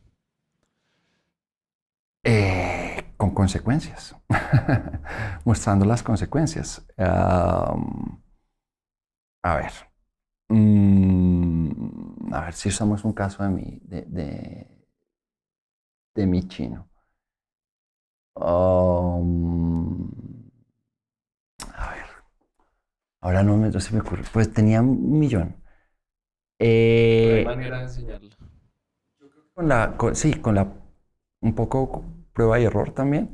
A ver, si tú tienes la libertad de emborracharte hasta el piso, ¿cierto? Y le pasó a mi pelado. Sí, una vez se quedó solo en la casa y sabía uno que iba a invitar a los amiguitos ahí a tomarse unas cervezas. Y efectivamente lo hicieron, se pasaron, se metieron una farra horrible. Entonces, ¿qué vino después? Llegamos los papás. No hubo regaño. Pero entonces hay una responsabilidad de él como el responsable de su hogar. Respeto su hogar. Usted no se puede enfarrar y haga lo que le dé la berraca gana. Pero cuando llegamos está limpio porque usted respeta a los demás. ¿Sí? Hay un tema de respeto por los demás que es su responsabilidad. No, el chino no había limpiado la casa, eso todo vomitado, vuelto mierda. Usted se imagina cómo es la candela, mano. ¿Sí? El problema no es que usted haya tomado, el problema es que usted no asumió su responsabilidad después de tomado. Entre más libertad, más responsabilidad. El otro día se levanta y limpia la mierda de los demás. ¿Sí? Y usted es el responsable de eso. Y si no, candela. Si lo hubiera hecho, y eso lo aprendió, no hay ningún problema. ¿Sí? Emborráchese hasta el piso, desde que no le embarre con los demás y con su casa. ¿Sí? Volviendo al tema colombiano, tenemos una pregunta que es bastante relevante para la realidad del país. ¿Qué piensas de la legalización de las drogas y de la marihuana en particular? ¿Pueden las drogas ayudar a alguien a liberarse? Uy, yo no sé. No sé si. Primero, cuando uno habla de drogas, de nuevo los márgenes son muy amplios. O sea, una cosa es la heroína y otra cosa es la marihuana. ¿Sí? Es más, una cosa es la heroína y otra cosa es el café, que es otra droga. ¿Sí? Sí. Hay unas que son legales y nadie dice nada, como el café, que es una droga que además genera adicción física el café, cosa que no hace la marihuana. Pero bueno, eso ya es un tema ahí complicado de educación. No todas las drogas son iguales. ¿Sí? Yo sí soy favorable a la legalización completa de todas las sustancias psicoactivas o de drogas o como las quieras llamar. Un tema de libertades, ¿sí? Pero eso viene con educación, ¿sí? Lo que estoy diciendo. Óyeme, si te chutas heroína, es muy factible que te quedes ahí enganchado, ¿sí? Pero es muy diferente que si te tomas una taza de café. Sin embargo, el café también altera tus sentidos, ¿sí? También te pone, o las drogas de trabajo como el mambe de coca o el chimó, o el cigarrillo mismo, ¿sí? La marihuana genera otros efectos. Eduquemos en drogas, ¿sí? Si te comes el hongo, ¿sí? Si te comes el hongo grande, pues te vas a putear, ¿sí? Entiende cuál es y para qué sirve. Ahora, que las drogas sean liberadoras, yo creo que, perdón lo que voy a decir, pero es un pajazo mental, man. Sí, la droga o las sustancias psicoactivas, lo que, no sé cómo llamarlas, que hacen es que generan un cierto placer en un momento o generan algo bueno en un momento para una persona y se acabó. ¿Sí? Me parece, y esto es solo una opinión personal, que las personas que dicen, no, es que la droga me libere y el espíritu, realmente no, ¿sí? O sea, no es la droga, tal vez es el vehículo para, qué sé yo, pensando en el rastafarismo, pero no, el mismo rastafarismo te va a decir, la marihuana no es el objetivo del ritual, el objetivo es que tú llegues a otro lado, los que hacen yagé, ¿sí? El objetivo no es hacer yagé, no es meter yagé, es una limpieza espiritual y física, etcétera, etcétera. Sí, ahora, si uno se quiere echar mentiras, creo yo, que la droga te libera, es tu problema, pero a mí no me parece que te libere de nada. Otro tema relevante en Colombia es el tema agrícola. Tú en una conferencia hace poco dijiste que el futuro de Colombia, si quiere salir de la crisis en la que está, es la producción de comida. Total. ¿Cómo producirla para no salirse de las fronteras de lo sostenible y lo que no es sostenible?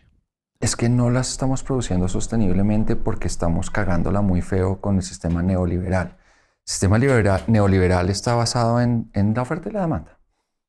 Entonces, estamos haciendo una cosa horrible y es que las cosas que se producen acá se exportan porque valen más afuera. Entonces, por ejemplo, el mejor café que tenemos nosotros no nos lo consumimos nosotros, pero somos pésimos consumidores de café. O sea, nosotros producimos un buen café, que ni siquiera es el mejor café del mundo, es un buen café aromático, pero somos tan, en mi concepto, tan estúpidos de que no entendemos el café, sino que lo exportamos. Lo que le pasa a Venezuela con el chocolate. Venezuela produce uno de los chocolates más finos y en Venezuela no se toma chocolate. ¿Sí? Que estemos importando muchas papas, que estemos importando café, azúcar, etcétera, me parece que es un exabrupto del sistema económico. Ahora, tenemos la gran ventaja de estar en el trópico, ¿sí? Producir comida 365 días al año. Tener todos los pisos térmicos, ¿sí? O sea, poder tener productos estacionales de selva, ¿cierto? O productos de alta montaña, pues a menos de media hora. Estamos mejores transportes, ¿sí? Mejores vías de comunicación para sacar productos. Estamos a entender que más allá de seguridad alimentaria, necesitamos soberanía alimentaria. Primero, garantizar una diversidad de productos que producimos nosotros. Pueden no ser autóctonos, las lechugas no son de acá, ¿sí? Pero que produzcamos para nosotros mismos y lo que sobre, con un valor agregado, ahí sí darlo para afuera. Incluso subsidiar, lo que hacen los países europeos y en los Estados Unidos. Subsidian su agro y por eso nos llenan a nosotros de papas belgas, en fin, ¿sí? Y no me explico el por qué en estos tratados de libre comercio es válido que los Estados Unidos y Europa subsidien, pero nosotros no podemos subsidiar, lo cual es perverso. O sea, es una negociación completamente desequilibrada, ¿no? Yo negociaría otra vez los TLCs o los acabaría, pero sí creo que podemos ser la despensa, si no del mundo, por lo menos regional, lo que está haciendo Perú. Perú se la pilló, ¿sí? Pisos térmicos, ¿sí? Tienen selva, tiene mar, tiene de todo. Perú la tiene más fácil. Allá pasa la corriente de Humboldt, entonces ellos tienen mariscos, nosotros no. En términos realistas o prácticos, ¿qué sería más viable de permitir que la agricultura sea subsidiada por el Estado o que surja de manera más o menos espontánea por parte de iniciativa de ciertas comunidades? Ambas serían chéveres. El tema del subsidio del Estado es que lo hace más fácil, ¿sí? Ni siquiera tiene que ser subsidiada. Por ejemplo, en lo que yo te contaba un poco sobre el Caraño, la vereda que queda cerca a Florencia, el gran hit fue que tuvieron un capital inicial para poderle pagar a los productores directamente en el centro de acopio y no cuando se vendiera. Y esa fue una transformación gigantesca. Eso hizo que funcionara. Es una cosa chiquitica, no es subsidiar, es simplemente tener un capital inicial para que el pago no sea cuando se vendió el producto, sino en el centro de acopio. Eso cambió todo, ¿sí? Entonces, no necesariamente es el subsidio de tome plata, ¿sí? Sino que hay otras formas de apoyar desde el Estado, ¿sí? Con los impuestos, digamos, o con los dineros públicos. Ahora, el otro sistema de que sea más orgánico es más bonito, ¿cierto? Pero puede pasar muchas cosas y nos ha pasado. Una es que al ser muy pequeño y comenzar pequeño es difícil estimular a las personas que lo sigan haciendo. Se necesitan gente con mucho liderazgo y se demoran mucho tiempo. Demoran promedio unos 5 años para que más o menos salga. Estoy hablando de agricultura urbana. Y el otro tema es que el grande se come al chico, ¿no? Entonces, cuando funcionan, muchas veces el grande llega y, ¿sí? O con precios, ¿sí? Y ahí está el reto, un poco, digamos desde lo que yo hago con la agricultura urbana. Tratar de convencer a las personas de las comunidades de que eso no solamente les sirve para sus casas, sino que eventualmente si uno hace una cooperativa, por ejemplo, de papas nativas, que es en lo que estamos metidos, la papa nativa tiene un valor agregado, entonces implica que usted no está vendiendo la papa al valor normal de la papa, sino que estas papas son especiales, entonces usted las vende más alto, entonces sí, a nivel platica funciona mejor, pero se demora más, se demora 5 años, mínimo, ¿sí? Ahora, lo que te decía al principio, uno como anarquista trabaja para los tataranietos, entonces yo personalmente no tengo afán. Ahora, el Estado no trabaja para los tataranietos, los programas del Estado son a 4 meses o a 5 o a 6 meses. Y te piden indicadores cada 4 meses, por eso es que tampoco funcionan del todo bien procesos de larga duración en el Estado, ¿sí? Y digo, como no tiene la cosecha, no funcionó, ¿sí? Ahora, hablando de la agricultura, ¿cómo es esa conexión entre la agricultura y la comunidad? ¿Cómo la agricultura crea comunidad? Uy, de muchas formas. El solo hecho de tener que trabajar, digamos, hincado en el suelo y tener que ensuciarse todo el mundo hace que las personas se sientan iguales. Es algo psicológico, ¿sí? Si tú estás trabajando en la tierra al mismo tiempo que otras personas, echando asadón y tocando tierra con tus manos, la gente siente que está haciendo algo al unísono, ¿sí? Es como jugar un partido de fútbol, ¿sí? La diferencia de un partido de fútbol, generalmente van todos para el mismo lado, no están enfrentados, sino van para el mismo lado. Y es estimulante también, muy estimulante el resultado final, que usted de una semilla tenga comida. Eso es como le rompe la cabeza a la gente la primera vez, como la primera lechuga que cultivó. ¿Sí? Le sabe a gloria, así no sepa gloria. Eso por un lado. Entonces los espacios de huerta comunitaria también sirven para resolver conflictos en comunidades. Pero como hemos trabajado todos en el colegio, uno de los colegios que tiene la Fundación Pies Descalzos de Shakira en Cazucá, tienen una huerta comunitaria ni siquiera para producir comida, sino es el espacio de resolución de conflictos. Que como ahí han trabajado directivos, administrativos, profesores, estudiantes, tienen un espacio en la mitad de que cuando los chinos se van a cascar, primero pasan por ahí, se quedan un tempito. Y ahí hay como un tema de, digamos, de se relajan y vuelven otra vez a estar bien. ¿Sí? Entonces, resolución de conflictos, autogestión, cooperativismo, asociatividad, confianza. ¿Sí? Entonces, si yo veo que el otro personaje o que la señora también está trabajando, yo tengo confianza. Comenzar a compartir saberes. Eso es bellísimo. El diálogo intergeneracional. Entonces, normalmente en las huertas urbanas, en general en el campo, las personas de edad saben más, ¿cierto? Y están más enamoradas de ello. Uno de los éxitos de nuestros procesos es cuando uno ve a la abuelita con el nieto y el nieto le está parando bolas a la abuelita y ella le está enseñando. Eso ya es magnífico porque es el diálogo intergeneracional. Y el peladito comienza a tener una relación diferente con el campo. Es una tragedia que, por ejemplo, en Chocontá no tengan trabajadores del campo siendo una población agrícola, porque desde el colegio le dicen que ser campesino es ser pobre y que está mal y que lo mejor es ir a una ciudad a ser profesional. Entonces ellos, los neocampesinos de Chocontá, están haciendo un trabajo con los chiquitos diciéndole es todo lo contrario. Ser campesino es una profesión, es digna, es chévere, sí, ta, ta, ta, ta. Pero es un proceso.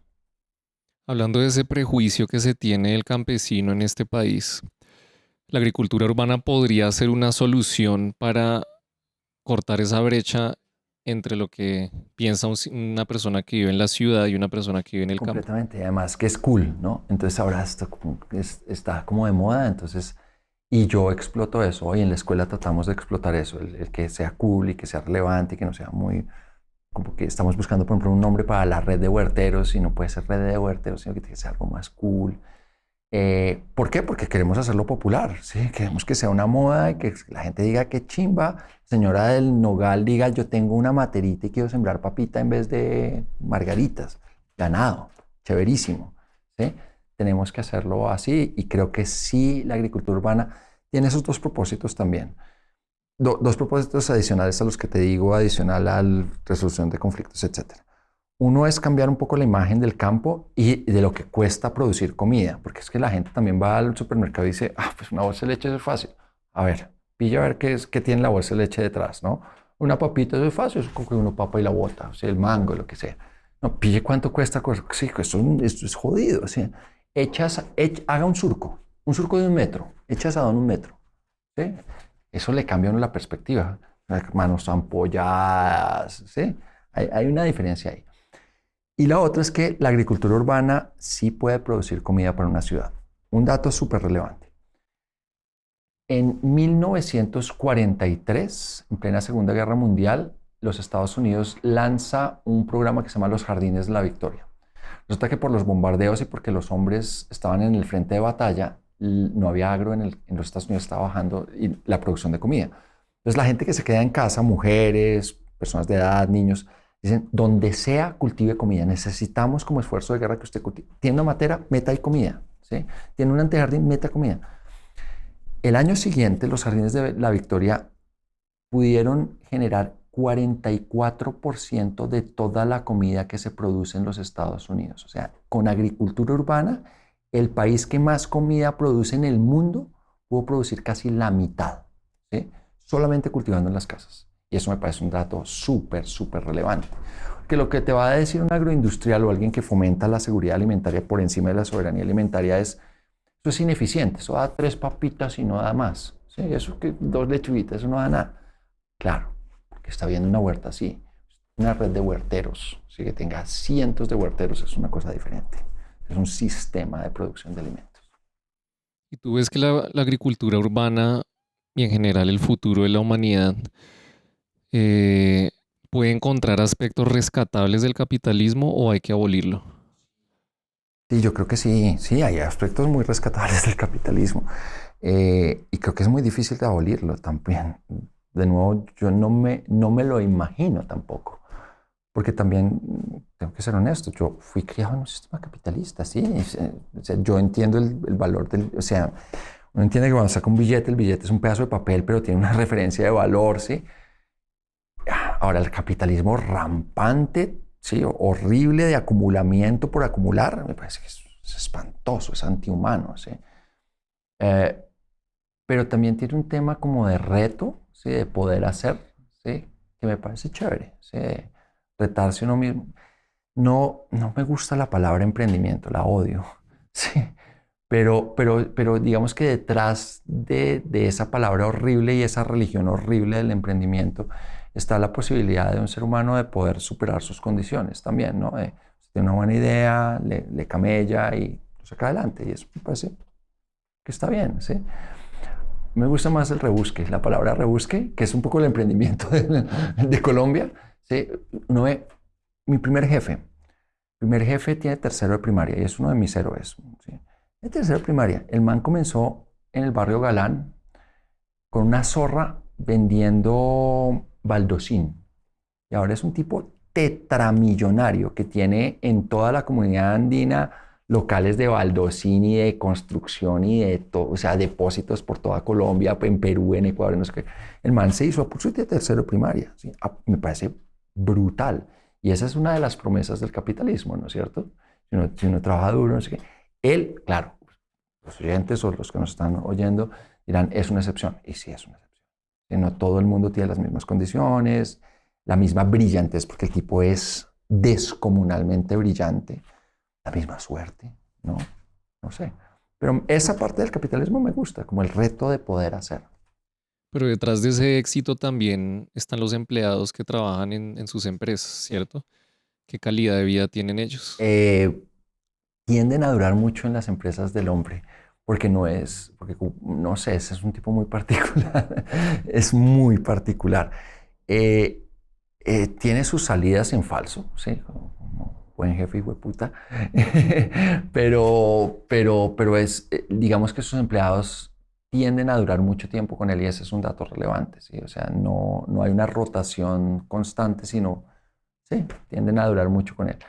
Incluso hay temas de ascensos, entonces normal, yo trabajé con él bulteando cuando tenía 16 años y después como abogado un poco más adelante.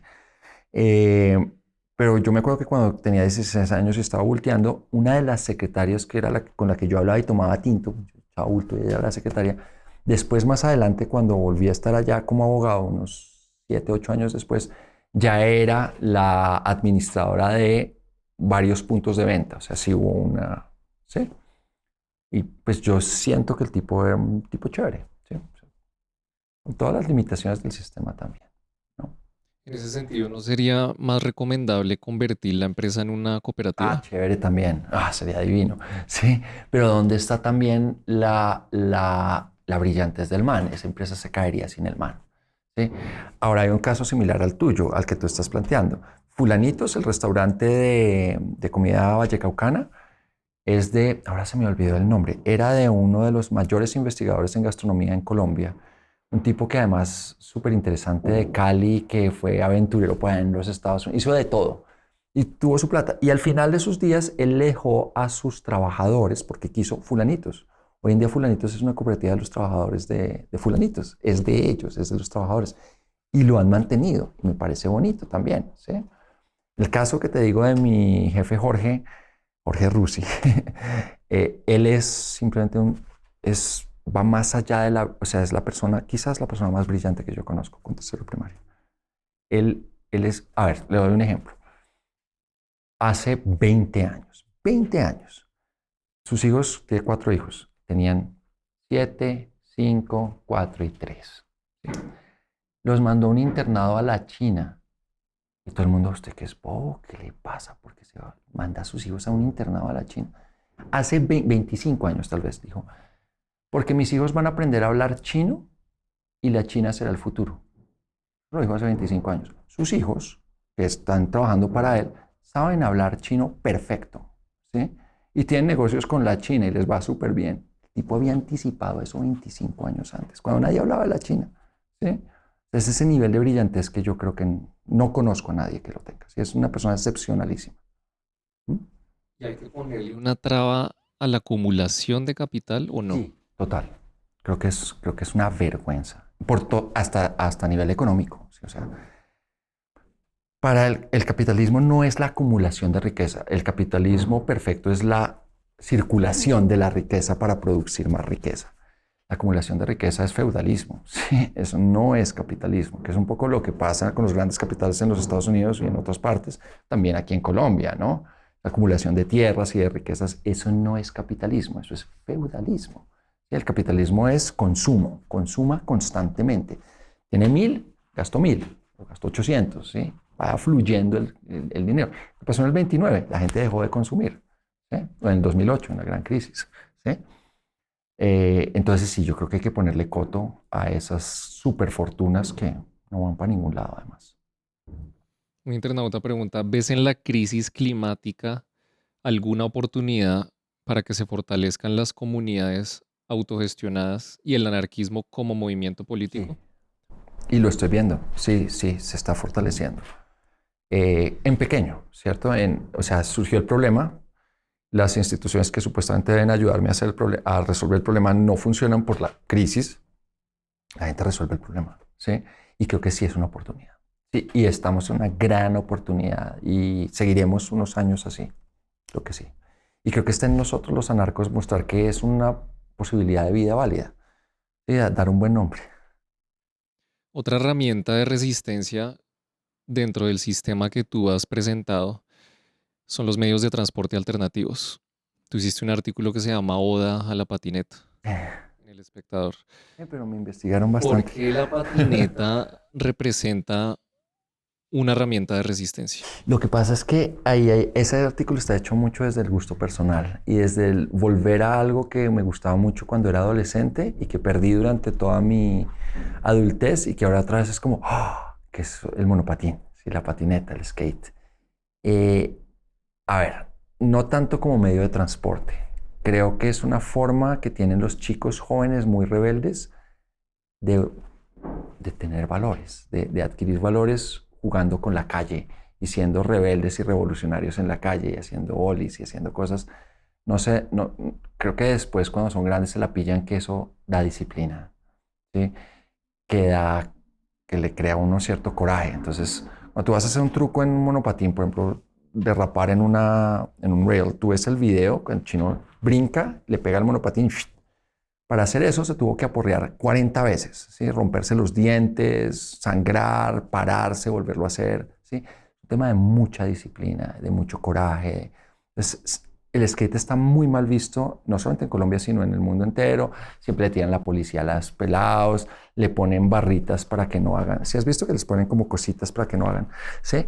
Porque se considera que es pura rebeldía juvenil y puro caos y desorden. Pero todo lo contrario. Mi apuesta con ese artículo era, si tenemos un poco de pelados que en pandemia no están haciendo nada, pero que están montando en skate, usemos el skate, ¿sí? Como sociedad, positivicemos el skate porque a los chinos les sirve y les funciona para esos valores que usted como sociedad quiere, ¿sí? Usted necesita una persona disciplinada, quiere una persona responsable, quiere una persona, ¿sí? Ahí usted lo puede canalizar con el skate. En vez de demonizarlo, ¿cierto? De satanizarlo, positivícelo. La bicicleta. Esta sí es de transporte, de todo, maravillosa la bicicleta, lo que te contaba antes de comenzar la entrevista. Yo personalmente quiero volver otra vez a montar en bicicleta para moverme a donde sea en Bogotá, me parece súper chévere. Creo que sirve para todo, para descongestionar la ciudad de tanto tráfico, para vivir mejor y más saludablemente. Yo que soy asmático, respirar un poco, bueno, respirar, pero por lo menos hacer el ejercicio, ¿no? Ya tengo una cierta edad, entonces bajar pancita, ¿no? El proceso de digestión le funciona mejor. Pues ir a un ritmo que uno pueda mirar, ¿sí? Escuchar su musiquita, si es el caso, tener un ritmo diferente al que si uno va en Transmilenio o en un carro. Creo que por todos los motivos ese medio de la bicicleta debería ser cada vez más estimulado y creo que Bogotá va en un buen camino en ese aspecto. Uno de los argumentos que se utilizan y una de las políticas que se promueven para promover la bicicleta es la regulación del transporte particular. Ujú. ¿Tú estás a favor de regular el transporte particular? No sé. No, tal vez no. Yo creo que la regulación debería ser propia, ¿sí? Que es que la gente tome la decisión de que tal vez lo más eficiente es no usar transporte particular, pero no obligarlos, ¿sí? Volvemos otra vez al tema de la libertad, ¿sí? Sería, ahí sí sería totalmente inconsecuente de mi parte decir, no, hay que obligar a limitar el transporte particular, porque es problema de cada cual. Pero cuando se pone una ciclorruta es una imposición, ¿cierto? Por ejemplo, acá en la séptima Está mal. pusieron Esa un está carril mal. entero Sí. y te parece mal. Sí, porque si ya era difícil pasar por ahí con los dos carriles, ahora ponen un carril entero para fomentar el uso de la bicicleta. El poner el carril no necesariamente fomenta el uso de la bicicleta, pero sí hace que los conductores odien a los de las bicicletas, ¿sí? O sea, es contraproducente, ¿sí? No hace que haya más bicicletas, pero sí que el que va en el carro diga, ay, güey, putas los de las bicicletas, ¿sí? O sea, me están imponiendo este man, ¿sí? Ahora, tampoco está bien que la ciclorruta esté en el andén como hicieron al principio durante la alcaldía de Peñalosa. Yo creo que la propiedad es al lado, ¿cierto?, de la vía principal, allí donde haya suficiente vía, ¿sí? Prioritaria obviamente para los ciclistas, pero una vía arteria como la séptima parece complicadísimo, sobre todo en ese pedacito, ¿sí? ¿Por qué? Porque hay gente que va muy lejos a ¿sí? Qué sé yo, el que vive en la 170 y va a trabajar a Usme y que tiene su carro particular y que no quiere mojarse, ¿sí? No lo podemos obligar a que vaya en bicicleta. Sergio Yepes pregunta, ¿qué piensa acerca de sembrar en parques públicos? Y creo mucho en los jardines comestibles. Entonces, claro, el argumento frente al parque público es que es o para hacer ejercicio, pero también aquellos que son, digamos, estéticos es para que veamos florecitas. Con esa estética estúpida, digamos, de poner redonditos y hacer como todo simétrico, que me parece horrible, pero bueno, en fin. Sí, eso es una cosa personal. Pero si el jardín fuera comestible, entonces siempre en el redondete papas.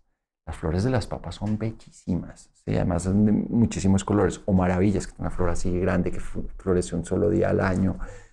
Se puede apuntarle a lo estético y a lo alimenticio al mismo tiempo. Y si se pone mejor, entonces en vez de usar cortador de pasto, digamos cabras, ¿sí? Entonces la ciudad podría tener unas cabritas, ¿sí?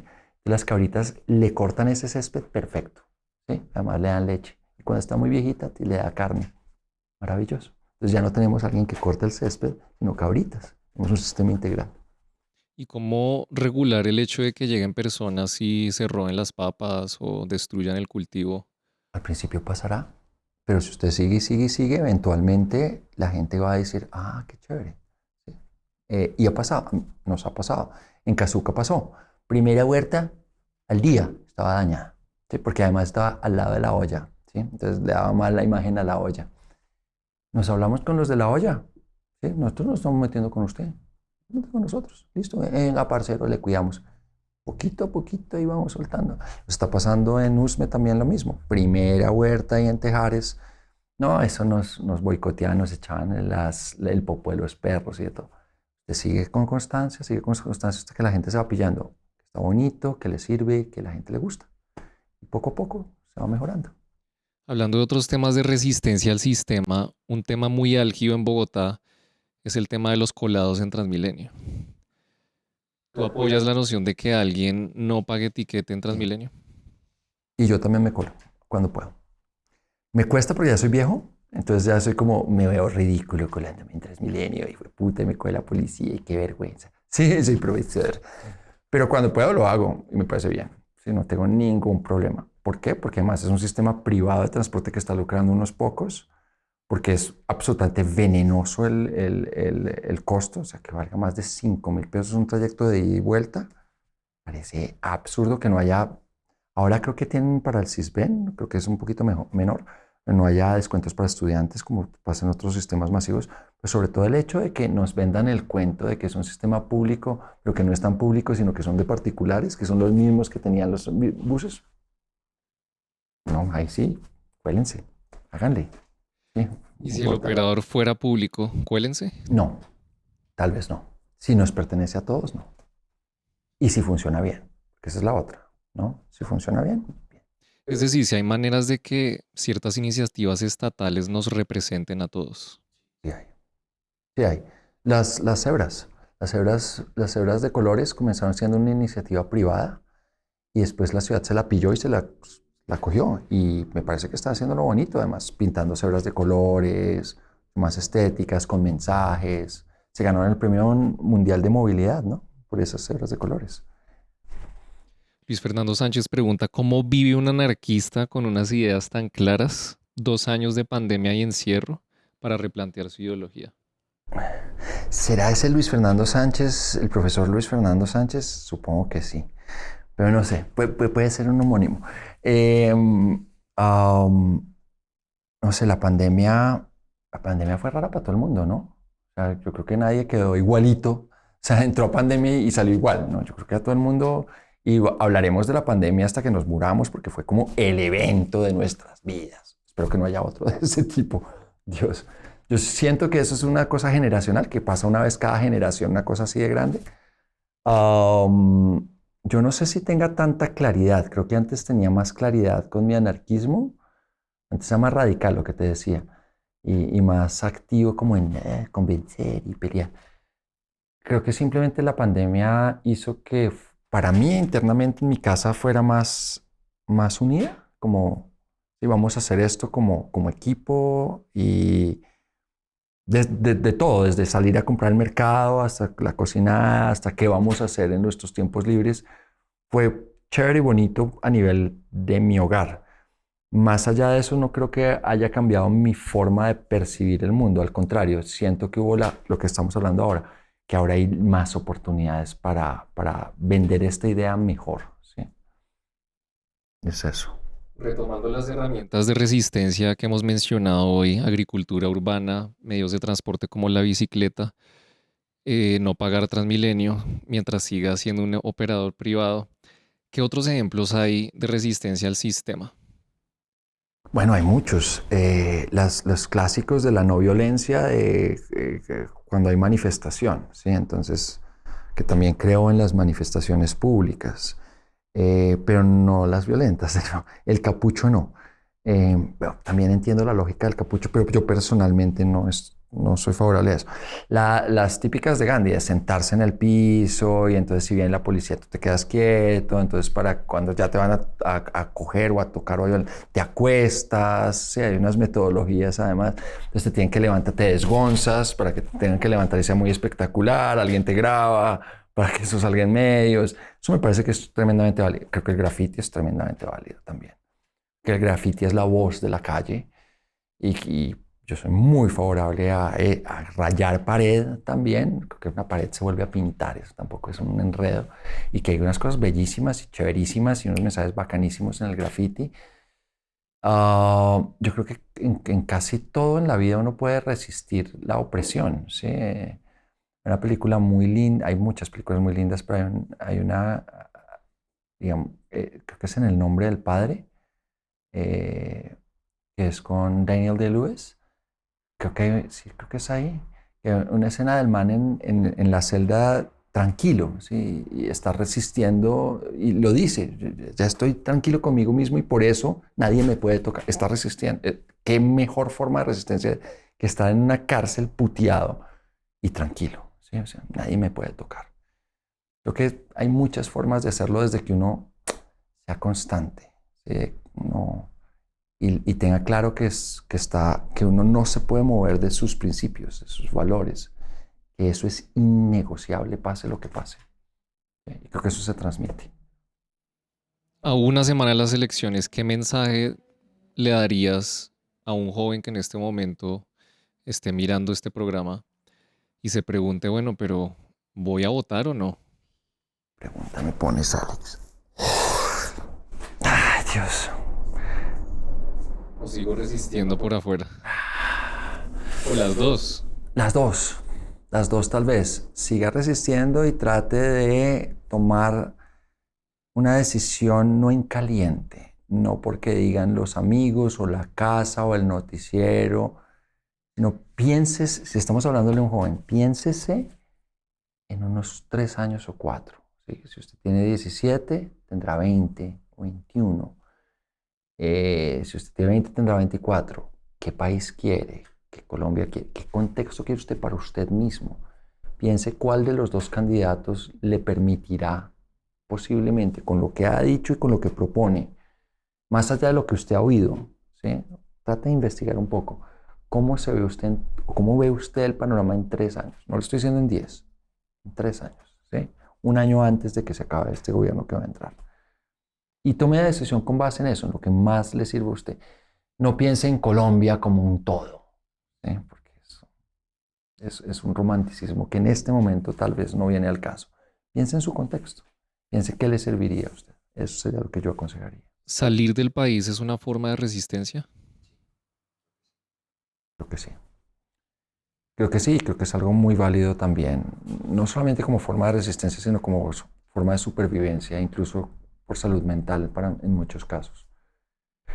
Y creo que también es válido volver, ¿no? Así como se sale, se vuelve. ¿Qué pasó en los años 90? Muchos que salimos en los años 90 volvimos, ¿no? Lo que le pasó a Chile después de la dictadura, ¿no? Bueno, ¿algún tema que no hayamos tocado y del cual quieras hablar? ¿Que te No, parece cuéntame relevante? vos. No, no sé, creo que he hablado mucho, ¿no? No sé, dime tú más bien si tienes, no sé. Nosotros generalmente pedimos al invitado que recomiende por lo menos 2 libros que aporten a los temas de los que estamos hablando. Listo. ¿Qué libros recomendarías tú? Y mis 2 libros preferidos, que creo que son de temas que hemos hablado. El único libro que me he leído 2 veces con un intervalo de 25 años y que generó lo mismo para mí. O sea, incluso hay un pedazo donde lloré desconsolado las 2 veces. A Los Miserables de Víctor Hugo. Sobre todo el capítulo de Gervasillo. Para mí hay un antes y ese libro marcó mi vida. Y ese capítulo específico marcó mi vida. Es el por qué se llama Los Miserables, Los Miserables. Ese es como otro nivel para mí. Solo recordarlo es como uff.